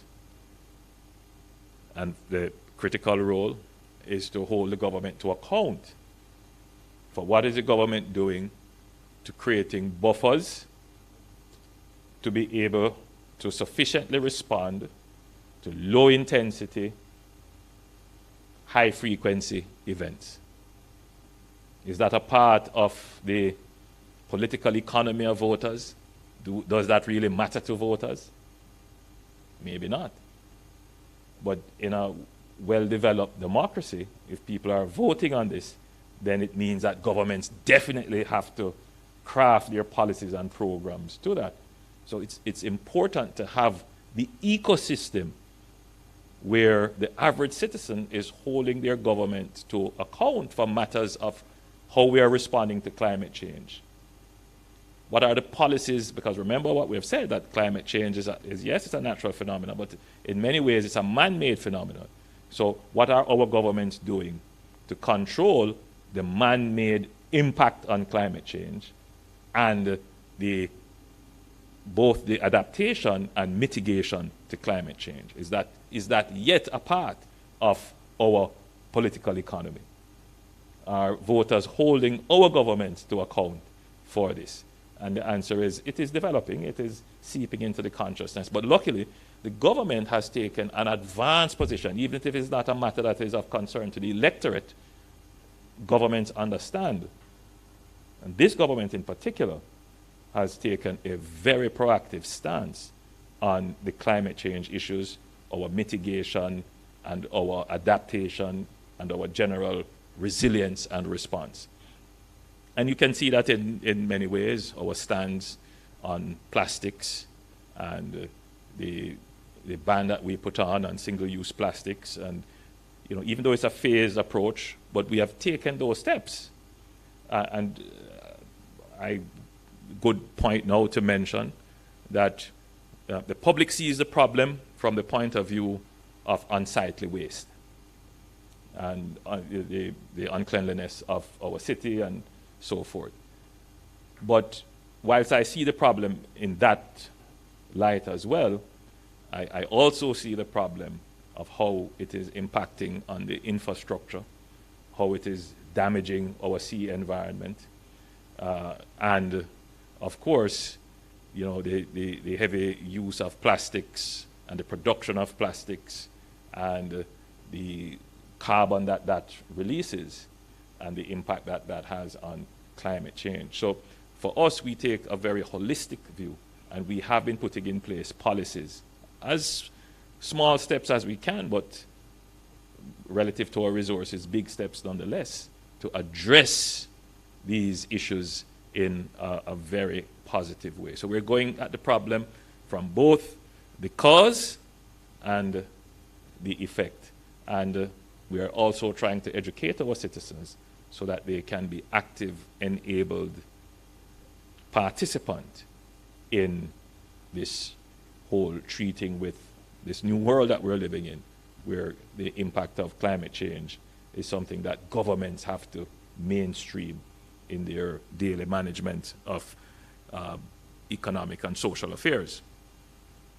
Now, in terms of the hurricane season, because we're having this meeting just before the hurricane season, and the projections for this season suggests that it will be an above average season. Minister Mackenzie, my recollection is that this was also the projection last year. My recollection that last year we would have a above average season. They're expecting, that is the National Oceanic and Atmospheric Administration of the United States, they're projecting that there should be 17 to 25 named storms, 8 to 13 hurricanes, and 4 to 7 major hurricanes of category 3 or higher. Notably, this forecast for named storms, hurricanes, and major hurricanes is the highest that NOAA has issued for the May outlook. The start of the hurricane season is therefore an appropriate time to assess the exposure of homes, infrastructure, services, productive activities, and our workplaces, although it is more ideal to have started this way in advance. So I take this opportunity to encourage all Jamaicans as we enter the hurricane season to, first of all, do your household preparations. Put aside food stock and water as much as you can. Make provisions for the protection of your important documents or valuables. If it's only a Ziploc bag that you can afford, or if you can afford one of those hardy plastic or rubber containers, or if you can make provision for safety somewhere. Look at your home and see what is likely to be destroyed in a hurricane. Roof, windows, doors, trees that are in proximity to your home. Start making preparations to cut some of those branches that might become a projectile. In this era where you could have a significant weather event, whether it is a low intensity or a high intensity event, the impact is not only going to be on you, it is going to be community-wide. So speak with your neighbor, your family member who may be alone and not in a position to help themselves. Start thinking about the contingencies. And I've gone through a few of these hurricanes, not from the point of view of trying to prepare for my own safety, but as member of parliament or as minister, having to go around and tour. And shelters are an important part of the response.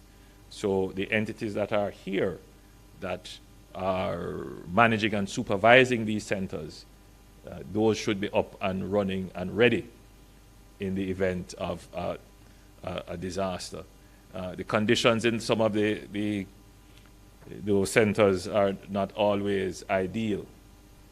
So I think that in the event that your community is affected and you have to go to one of those centers, you should be prepared with your own personal items as well. The Minister of Education is here. Schools are oftentimes emergency shelters. So I hope that the principals are aware and we don't have a situation where we can't find a watchman, place is locked up. And as I have had situations like that being brought to my attention. So we all have to be, because simple things like that, it's part of the preparedness. So I don't need to go into all the details of how we prepare for a hurricane. I'm sure everybody knows, but I've given you the basics. Oh, and I should say your batteries for your flashlights. Very, very important. So, as we conclude, Jamaica must live with our reality of being one of the most exposed countries in the world to multiple hazards, including hurricanes, floods, droughts, earthquakes, storms, surges, and landslides. Models have predicted the increased impact of catastrophic natural events arising from heightened surface temperatures and global sea level rise. Adverse events impact livelihoods, destroy infrastructure, and disrupt the provision of services. Through land use planning, urban renewal, and building codes regulation, we are creating safer and more resilient spaces. We are safeguarding our development gains from being washed away in any disaster.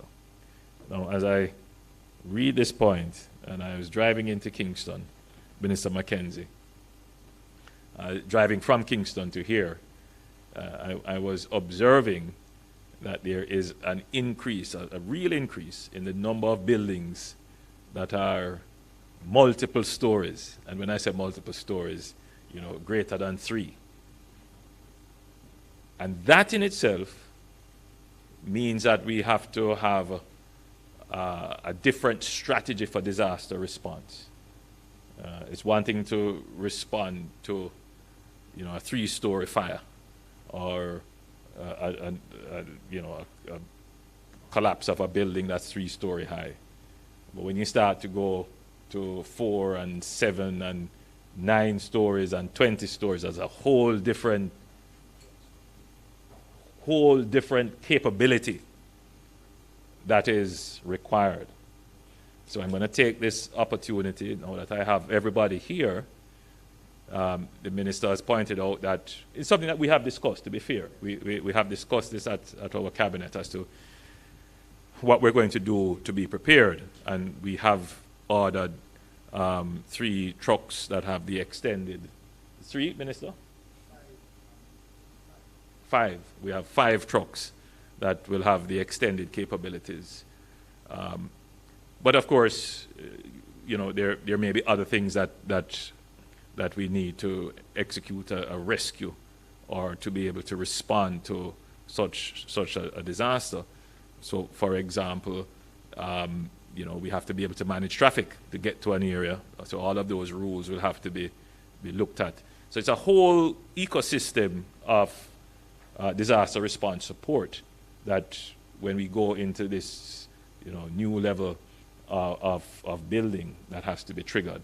And so I know the fire department, the Ministry of Local Government, and all the other disaster response entities, and NEPA in terms of the approvals, they have been discussing this, but I'm taking the opportunity to point out that this has to be a special area, a special focus of our disaster response.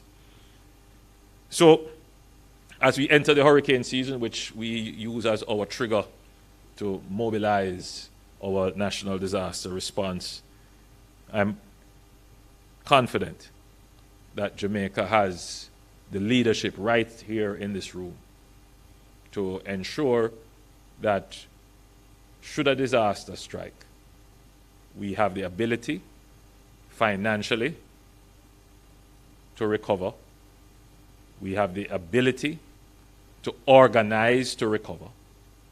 And we have the will and the motivation to even make the personal sacrifice of our time and effort to put the financial resources with the organizational resources, with the leadership resources to ensure that Jamaica recovers stronger and better than we were before the disaster. God bless you and thank you.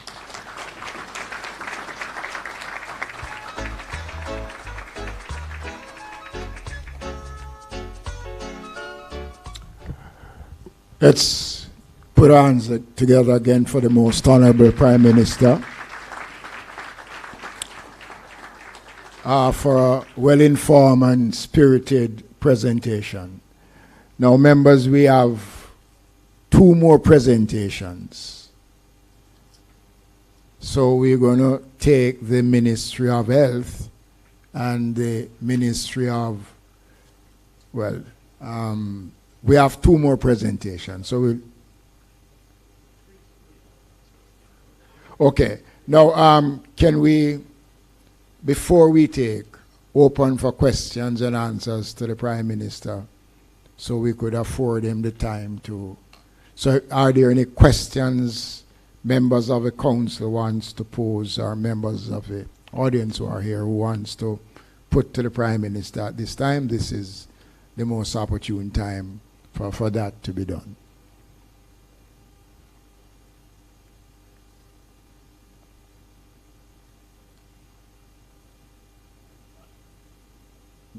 So if there are no questions for the Prime Minister, can we stand as the Prime Minister? Thank you very much, Prime Minister.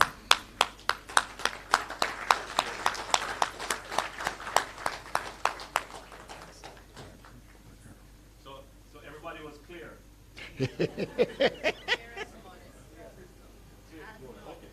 Crystal. P.S. You want to take one?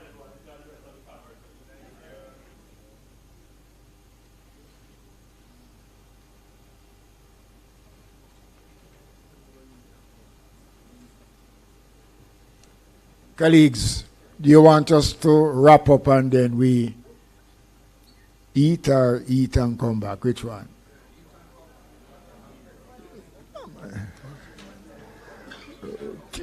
No. Can we, because the presentations are not going to be long presentations. Okay? So at this time we're going to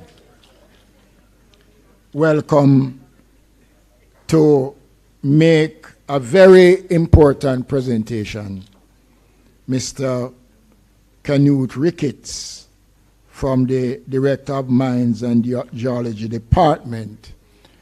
We spoke about the question of land slippage, and the Prime Minister did. So at this time, let us welcome. This will be the first time in the council we'll be having a presentation of this nature. Let's welcome Mr. Ricketts.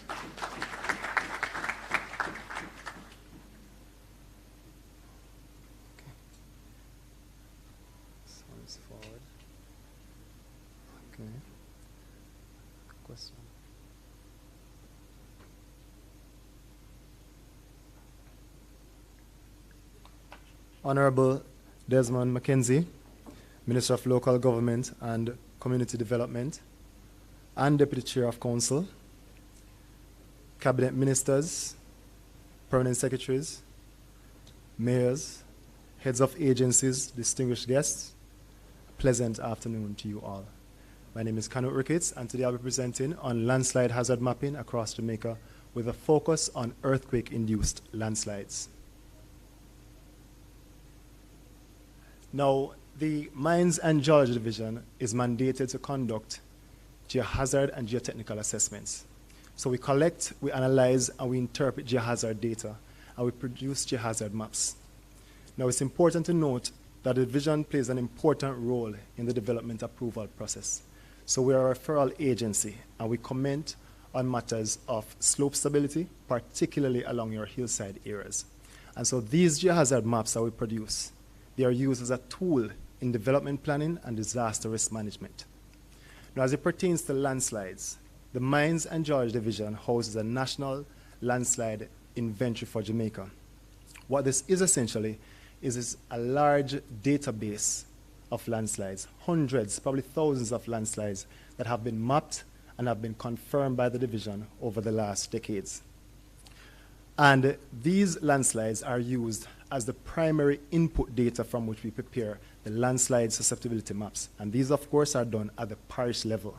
So thus far, we've completed 5 parishes. We just wrapped up Hanover. The intention is now to move on to Clarendon. As it pertains to the utilization of this map, it's extremely important that you understand the landslide hazard zones. These are the susceptibility zones, and they range from low to very high landslide susceptibility.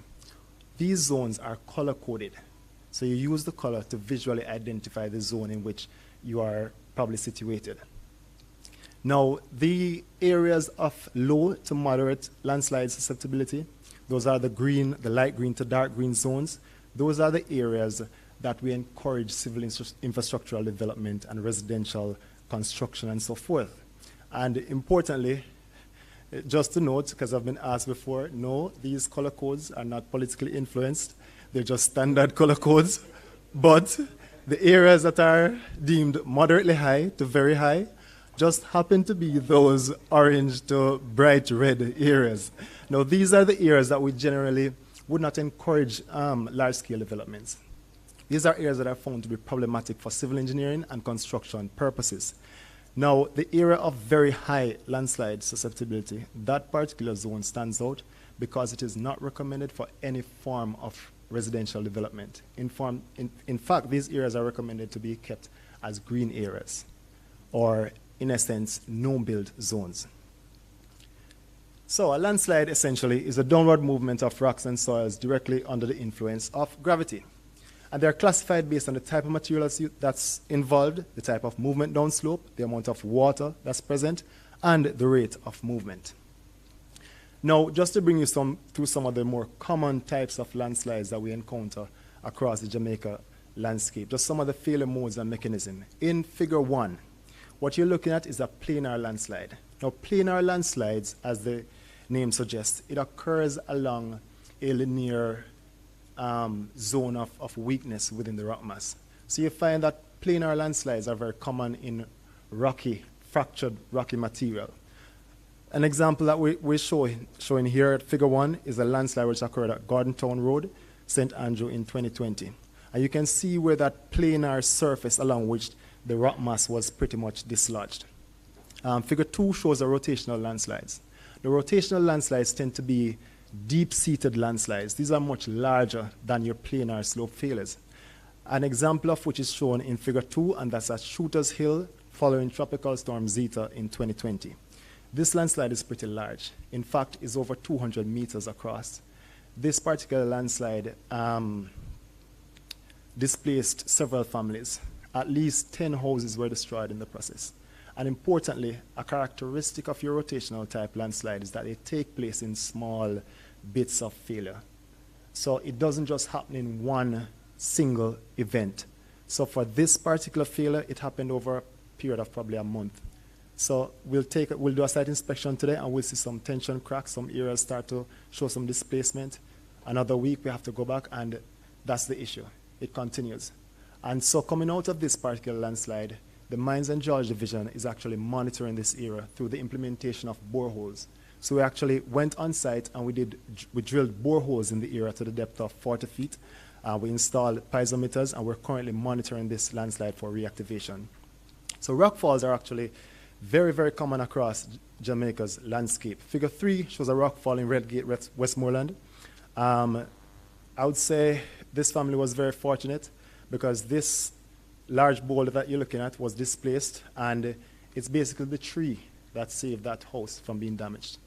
Now imagine a situation where a boulder of this size is traveling downslope off a steep hillside, gathers momentum for about 100 meters, and slams into a board house. Imagine a situation where you have kids in that house. Well, that's exactly what happened in figure 4.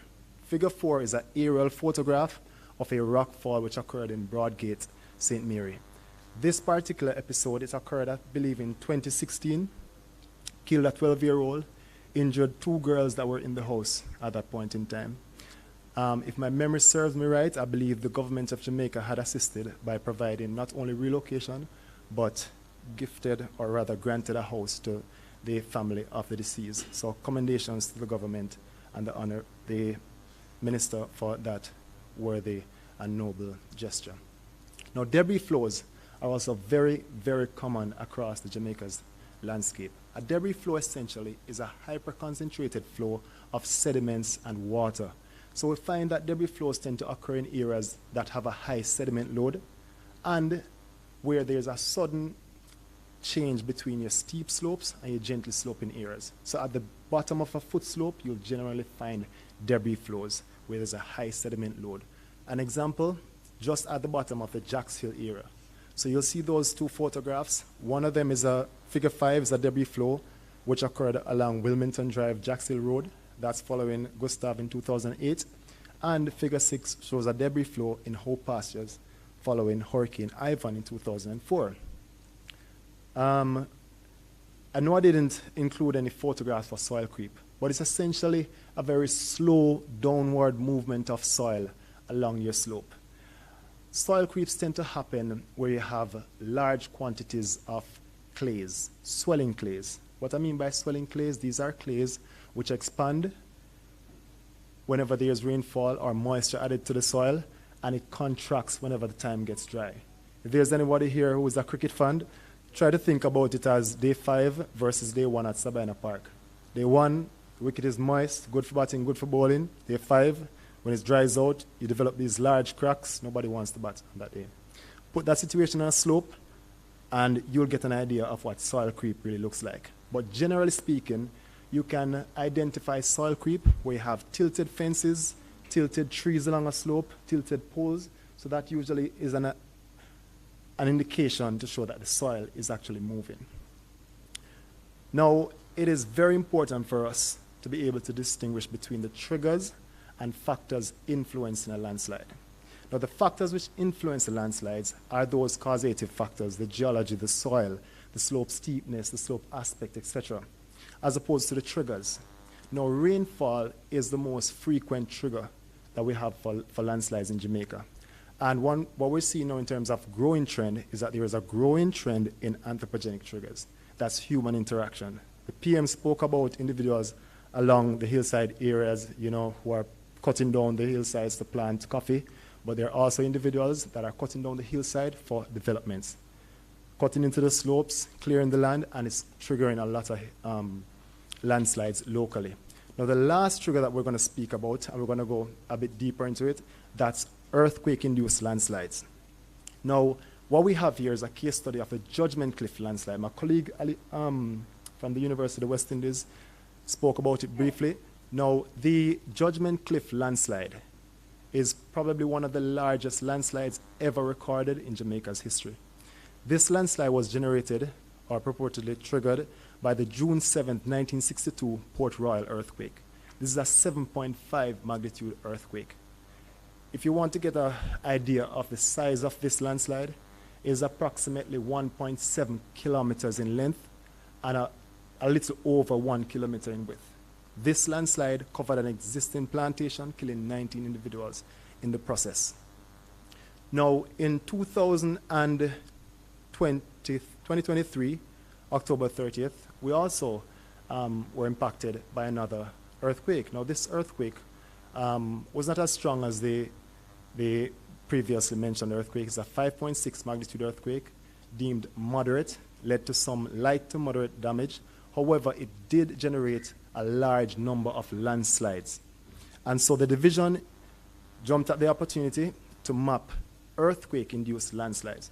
And so, for the first time in the division's history, we now have an inventory of earthquake-induced landslides following the October 30, 2023 earthquake. Thank you. So, we mapped a total of 44 earthquake-induced landslides. And these landslides were overlain onto the geology map of Kingston. And what we found was that there was a strong relationship between the location of the landslides and the fault zone, the orientation of the fault zone. Now, if you look at this area, you will see a number of the fault zone, a number of the landslides. I beg your pardon, sorry. So if you look at this area, what you will see is that a number of these landslides are located, or rather distributed, in a very linear north-south direction. And this follows a fault zone which extends from the Dallas Castle northwards. There's another cluster of landslide that you see going across, also following a very linear path. This path is actually the Jacks Hill fault zone, which runs directly into the Plant and Garden fault zone, which you know is an active fault zone, which leads all the way into Haiti.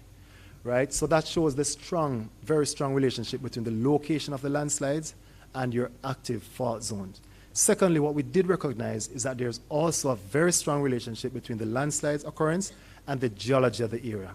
So over 85% of the landslides that we mapped, they took place in geological formations that were fractured, that comprises volcanic base material. So these are the older formation, as opposed to the younger limestone rock, in which less than 15% of the landslides occurred in. If you want to have an idea, just to visually think about what I'm referring to as the older volcanic rocks, if we've ever driven up Gordontown Road, we can visualize what those rocks look like. If we ever drive through the junction, we can visualize what the older, more fractured material is like, as opposed to the younger limestone units.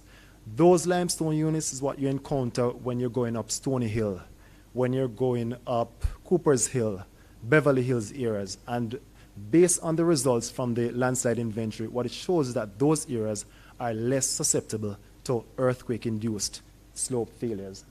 Now, these are just a few of the photographs taken from our landslide mapping procedure. Dallas Castle Main Road, we had a rock fall in Mavis Bank, Hall's Delight, and of course, a landslide along the Violet Bank to Mavis Bank Main Road. Now, it's important, very important for us to have a look at some of the analysis that we conducted. And based on our findings, what it shows is that 86% of the landslides that we mapped resulted in road blockage.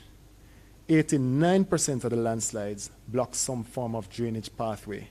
12% of the landslides resulted in road damage, and another 10% in damages to retaining wall. Now, the Prime Minister recently spoke about strategies to disaster risk response. You know, and this is the type of information that we need to guide preparedness, guide and inform recovery, and most importantly, for emergency response. Because in the event that there is an earthquake which generates a large number of landslides, just imagine a situation in which 86% of these landslides lead to road blockage. We must now ask ourselves, what are the entities that would provide the resources that we require to respond, emergency response? You know, what kind of turnover time period are we looking at? Are we adequately resourced? All those questions have to come to the forefront. And importantly, we have to look at it in terms of scale. Clearing one single road blockage is quite different from clearing multiple large scales, you know, if we have a major earthquake. Now, this brings us to some of the challenges. And first and foremost, probably the greatest challenge is the fact that we can't necessarily forecast when you're going to have an earthquake. And so likewise, we can't forecast when you're going to have these landslides generated from the earthquake. So we have no control over that. However, what we do have some amount of control over is where and how we decide to develop. Right? And that brings us to challenge number 2, which is the issue of construction in areas that are vulnerable and improper hillside developments.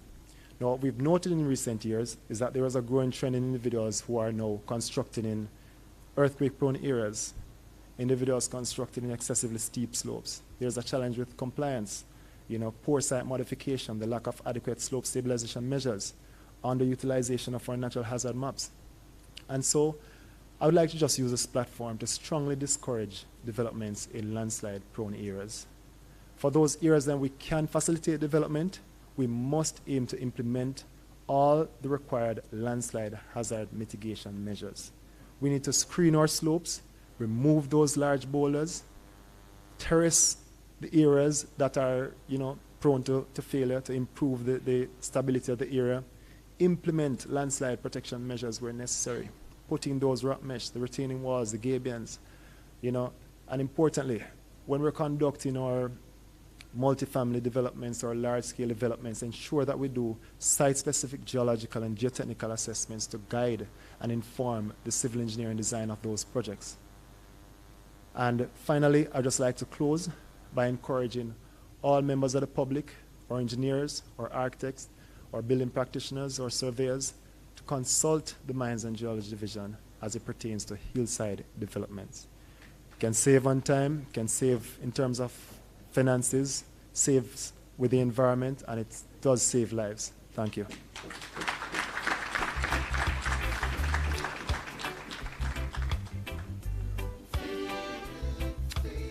You know, ladies and gentlemen, I think this is a very imposing presentation. And I think it is one of the areas that we have not spent a lot of time on in our disaster preparedness machinery. And I specifically invited this presentation when we had the workshop. And I was so impressed with the presentation that I insisted that he should come on the national platform to make this presentation. Thank you for a very good, very outstanding presentation. In order not to burn you out much longer, we're going to take the final presentation. Mr. Thompson will make his presentation when we convene the next meeting of the council. So at this time, I'm going to invite Dr. Miller to come forward. This again, ladies and gentlemen, is another important part of our disaster response, the question of heat and the effects that it is having on the wider Jamaica. Let's welcome Doc for the final presentation.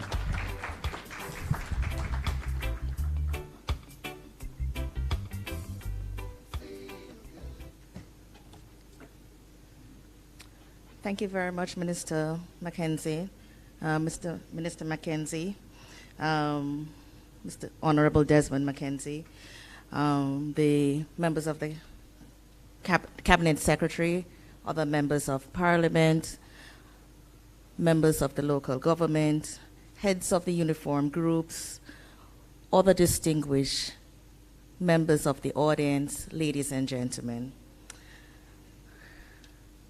Yes, we're hot. It has been hot.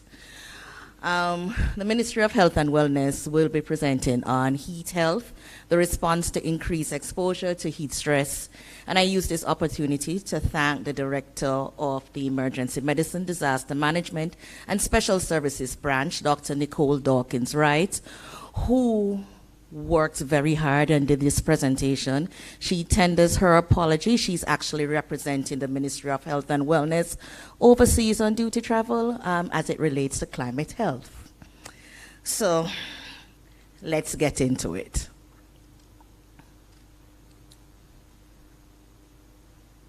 Oh, great. Garble is on the slide. So as it comes to disasters, we need to have a backup plan. This is mine. So the World Health Organization we know that there are some real key points that it's there. We know that there's an increased exposure to heat. We know that there are single events that occur. These events may be prolonged. They may also be consecutive. So when you have the temperatures rise to about 100 degrees, as we had in the last couple of weeks, on Monday, Tuesday, Wednesday, Thursday, we have a problem if we weren't prepared. We do know that it's a public health issue. It does affect the general public, and it can lead to increased morbidity and mortality for citizens and or visitors to the country. Yes, we are a tropical nation. Tourism is important, but we need to safeguard about the health of the persons who are here. And when it gets very hot, we need to know what to do. So our message will be, what are the health implications? What are the challenges that we have to deal with in terms of this heat? And what are the heat health safety practices that we should ensue? The hazard is really heat stress, high temperatures in the environment. We need to get some general first aid guidance. And what are the measures for protection from heat stress? To understand this, we know that we're not talking about a fever. If it's a fever, the body resets its temperature to a much higher level. It's usually due to some cause, whether it is infection, viral, bacterial, or it is some autoimmune condition. That's not what we're talking about. What we're talking about is heat stress when your body then loses its ability to self-regulate. Now, our cells operate in a normal environment at a particular temperature. So if you want the body to work right, then you need to keep it at that temperature. It's a continuum, and there are various illnesses that can be caused. It can go from a simple heat rash, which many people have experienced. You can get cramps. It can move on to fainting. You can get exhaustion or heat stroke. In the body's response to this increased temperature, what we do, we really perspire, natural. Then what happens is blood vessels dilate. It brings more blood to the skin surfaces. And from there, the skin surfaces, you have the heat moving out. Humidity affects this process because if it's humid outside, this evaporation mechanism actually doesn't work so well. We all know this. It's hot and humid, it don't feel so good, all right? Problem with this is that it affects both the health of the person, be directly, from straining the heart, straining the lung. I mean, if you're going to be dilating your vessels, you're going to also pump more blood to the skin. It means that you're going to have to increase your heart rate. So for those persons who may have challenges in increasing their heart rate, either due to cardiovascular disease or medications that they're on, that's going to be a problem. Other things including, like for those persons who have lung conditions, particularly those who are asthmatics and have COPD, typically when it gets very hot, it gets very dry. So you have an increased amount of pollution and you have an increased amount of dust, which are major trigger factors for these conditions, and these people may have a problem. The other thing is it may be associated with fatigue and people get tired. If you're working, especially if you're working outside, and we'll just paint the situation. We have firefighters in the house, so we're good. You're on a ladder. You're a painter. You were commissioned to paint the high-rise. Yes, there was some scaffolding, but it's very hot outside. It's 96 degrees. And you get tired and fatigued. You may have a problem because you may fall off the ladder. So injury and accidents are real potential problems that we have because of this heat. So is it preventable? Yeah, a lot of the complications are preventable. We just need to do some planning. We need to remember that the most serious complication of a heat illness is heat stroke, and it can kill. It can also shut down the major organs, and if you shut down the major organs, the individual has a problem. So what we need to do is recognize that the person is having a heat illness, interrupt it, and reverse whatever progression of the heat illness there is. Again. So, the top of that slide had said that with good public health measures, we would be able to mitigate against the problems with heat illness. However, we have a few challenges, and the challenges include how aware we are, or lack thereof, of the challenges and things that we need to do to prevent and mitigate against heat illness. Is there local research? It's a little insufficient. We do have a large population of workers in the informal sector who, for their daily work, they have to work in extreme temperatures. They're outside. So I'm talking about our construction workers or road workers. We do lack some standards in terms of what the heat health and heat policies are. And by talking about it and putting some things in place, we can mitigate against the effects of heat and ultimately save lives. In terms of key recommendations from us, when we're looking at the individuals, the household and organizations, we need to know, apart from the recognition of what we're talking about, what are the general guidance for first aid? And for that continuum that we're talking about, from the heat rash going straight up to the heat stroke, what do you do for each of these? We need to look at ways to protect against heat stress. Is there a heat policy for your organization? Do you have an individual policy? Is there a policy for your household? And who is in your household? Do you have young children? Do you have neonates? Do you have elderly persons? Do you have persons who are disabled who may not be able to react, for want of a better word, to increasing temperatures? So if it is that you have neonates and very young children in the house, it gets really hot. Because of the age and development stage of that child, they're not going to be able to move to somewhere cooler. They may be confined to a crib. They're not going to be able to change their clothes and go into loose-fitting clothing. So if those persons are amongst your household, you need to have a plan on what to do and how to make sure that you keep those children safe. Make sure that you keep the elderly safe. And if it's an institution, do that for all the persons in the institution. A few prevention tips. Ministry of Health, we would not leave here without giving you this. We do know dehydration is associated with heat health. Dehydration affects several things. If you're a diabetic, if you're dehydrated, it's going to make your condition worse. We're going to do the message. Avoid the alcohol. It makes heat illnesses worse. Avoid the alcohol. I know that we are at an all-inclusive resort. Avoid the alcohol. Avoid things that act like diuretics, so caffeinated beverages. I'm going to do the sugar thing, the soda. All right. Wear cool clothing, and if you're working outside, there are actually commercially prepared vests that have cooling agents that you can make use of. They may cost a bit of money, but you can still make use of them if you can. You need to keep yourself adequately hydrated. 2 cups of water per hour. Yes, that is in addition to those 8 glasses of water you were supposed to drink every day, unless you were on a fluid restriction regime because of whatever health problem you may have.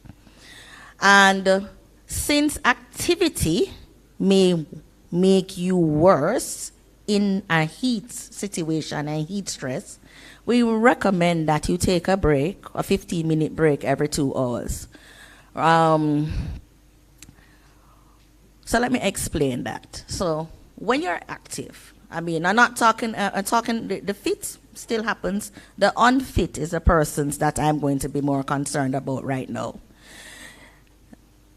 You are going to increase your heart rate just by the activity. Yeah, everybody knows. You go to the gym, the aim is to do the cardiovascular activity until you increase your heart rate. Now, as I said before, the heat illness and the effects of the heat in the environment is going to cause the body to try and cool itself, which means that it's going to vasodilate your blood vessels and bring the blood to the skin. It's going to increase the heart rate, which means that you're dehydrated and increase a bit more. You have this heat problem, it's going to go and increase. Now, if your body can't take that double increase, we have a problem. See where I'm going? So hence, every 2 hours, 15 minutes of rest. It is said that the heat is here to stay. So this might be the coolest summer that you have experienced. Last summer was said to be the hottest summer. I think this one is actually looking to beat it. So do you have an action plan? Is there a heat health action plan that you have? And this is to be for both urban and non-urban populations. We do know that because of urbanization, there's a thing called the urban heat island effect, where it is actually hotter in urban areas because of all of the high rises, the pavements, and the relative lack of green space within, as opposed to rural areas and villages where you have massive expanses of lovely green space, lands, hillside, and all of those lovely things. The urbanization is a risk factor. And as such, when we build our buildings, we need to take that into account. We need to see if we can get passive cooling measures and see if we can get adequate ventilation going across your buildings. It will make life better for all who goes to this building, right? The other thing that you can actually do is readjust your decor somewhat. Instead of using darker colors on the walls, you can use lighter colors and reflective surfaces, and this should make your buildings cooler, right? So adequate ventilation, think about the choice of paint, and make sure that you use some passive ways of cooling. And this is in addition to the other measures, the air conditioners, the fans, and do all of those other things that we normally do.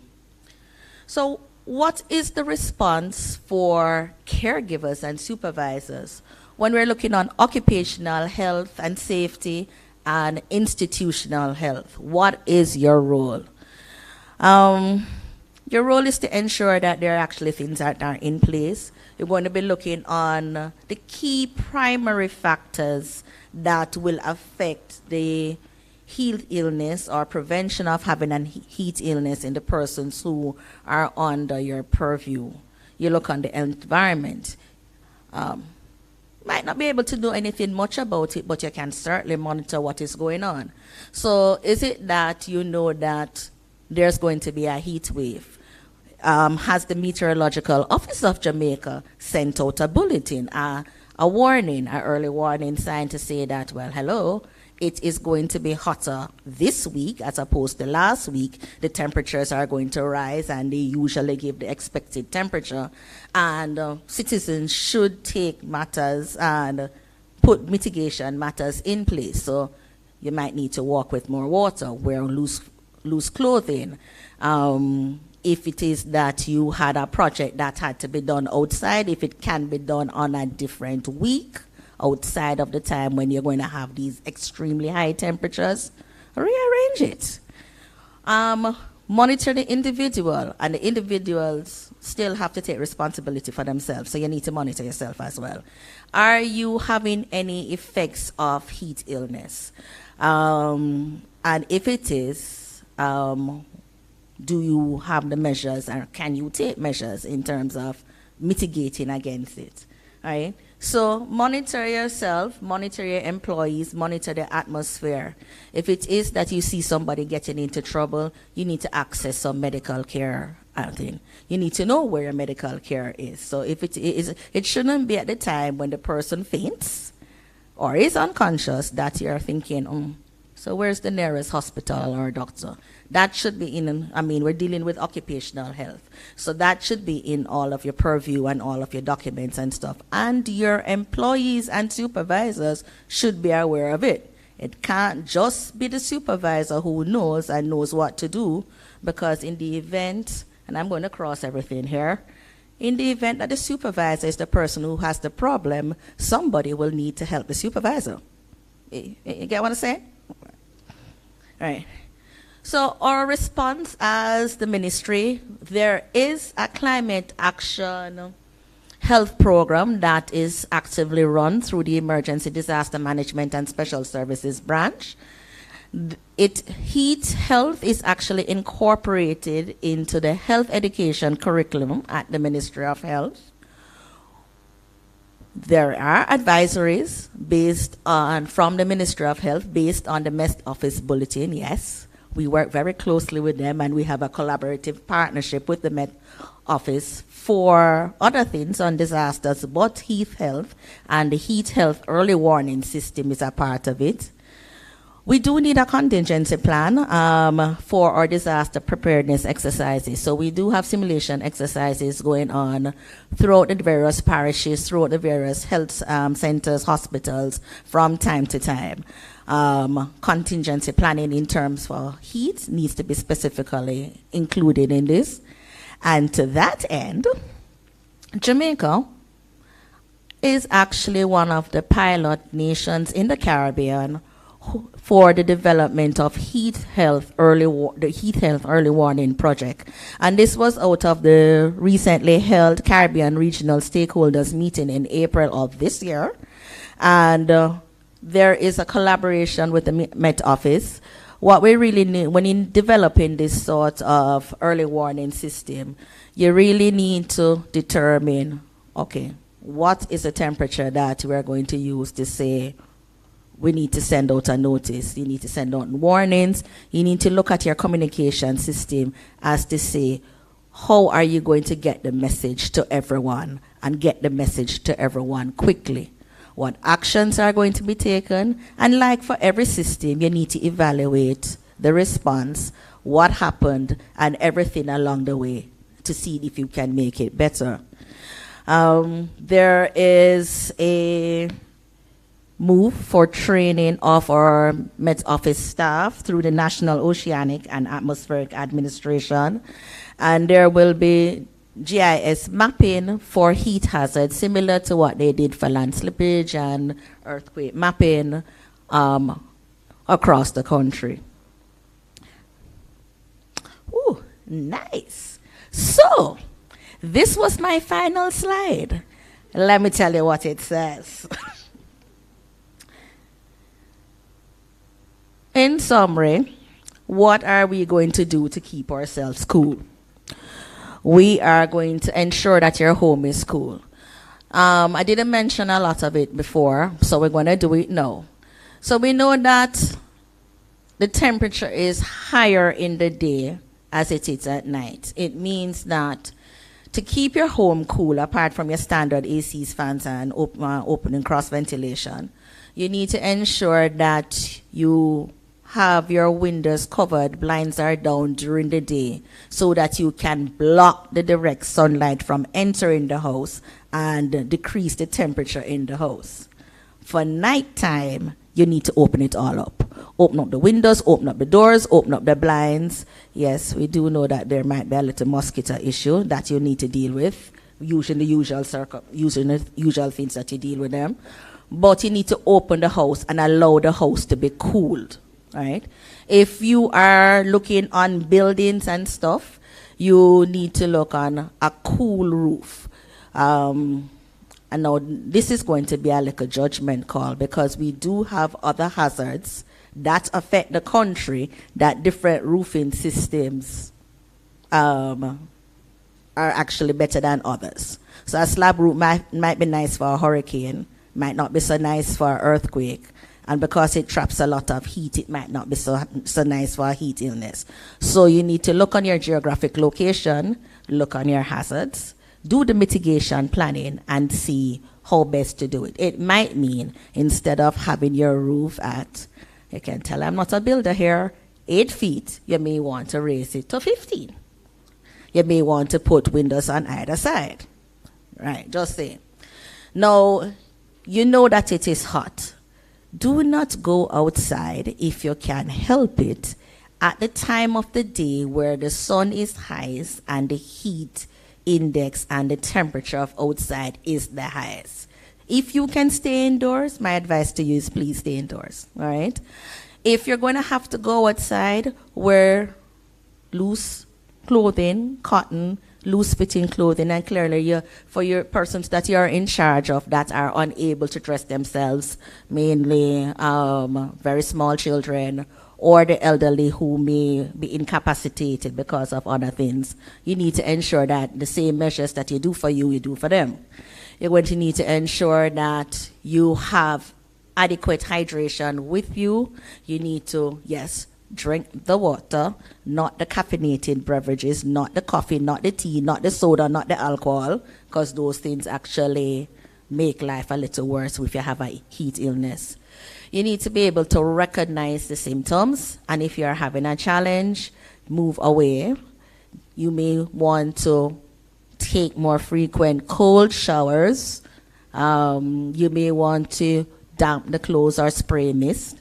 If it is that you are unable to move, go under a shaded area and see if that is going to help you. Now, for those persons who are having problems with the heat illness, they're fatigued, they're tired, they may be cramping, they may having mental exhaustion, they may be unconscious, hopefully they don't get to that point, or they may have seizures, you need to get them to medical care. Right? You need to call for help, right? You can call for help publicly, privately, pre-hospital health care. You need to call for help. And while you call for help, please do not leave the individual by themselves, right? There are a few people who may arrest and have a cardiopulmonary arrest, and they would, for them to be revived, you need to do immediate cardiopulmonary resuscitation. So we don't really want you to leave them by themselves, and if CPR is indicated, you're going to need to do it. So keep safe, keep cool, keep hydrated, ensure the place is well ventilated. If you do not have a heat health policy for yourself, your organization, think about developing one, right? And if you have any questions or concerns, feel free to call the Ministry of Health. With that, I thank you. Stay cool.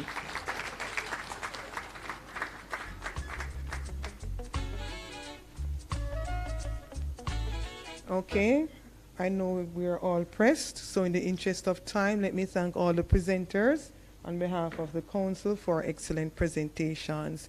May we stand for the playing, I believe, of the national anthem, after which we'll break for lunch.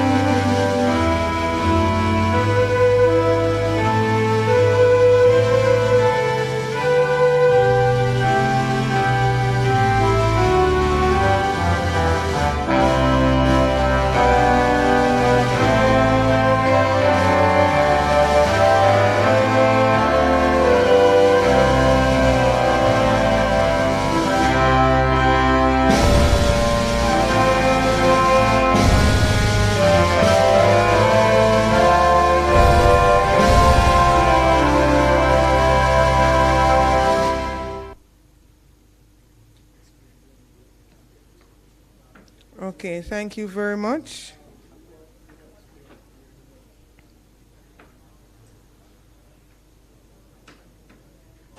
Mr. Campbell, could you please come to give some details regarding the lunch?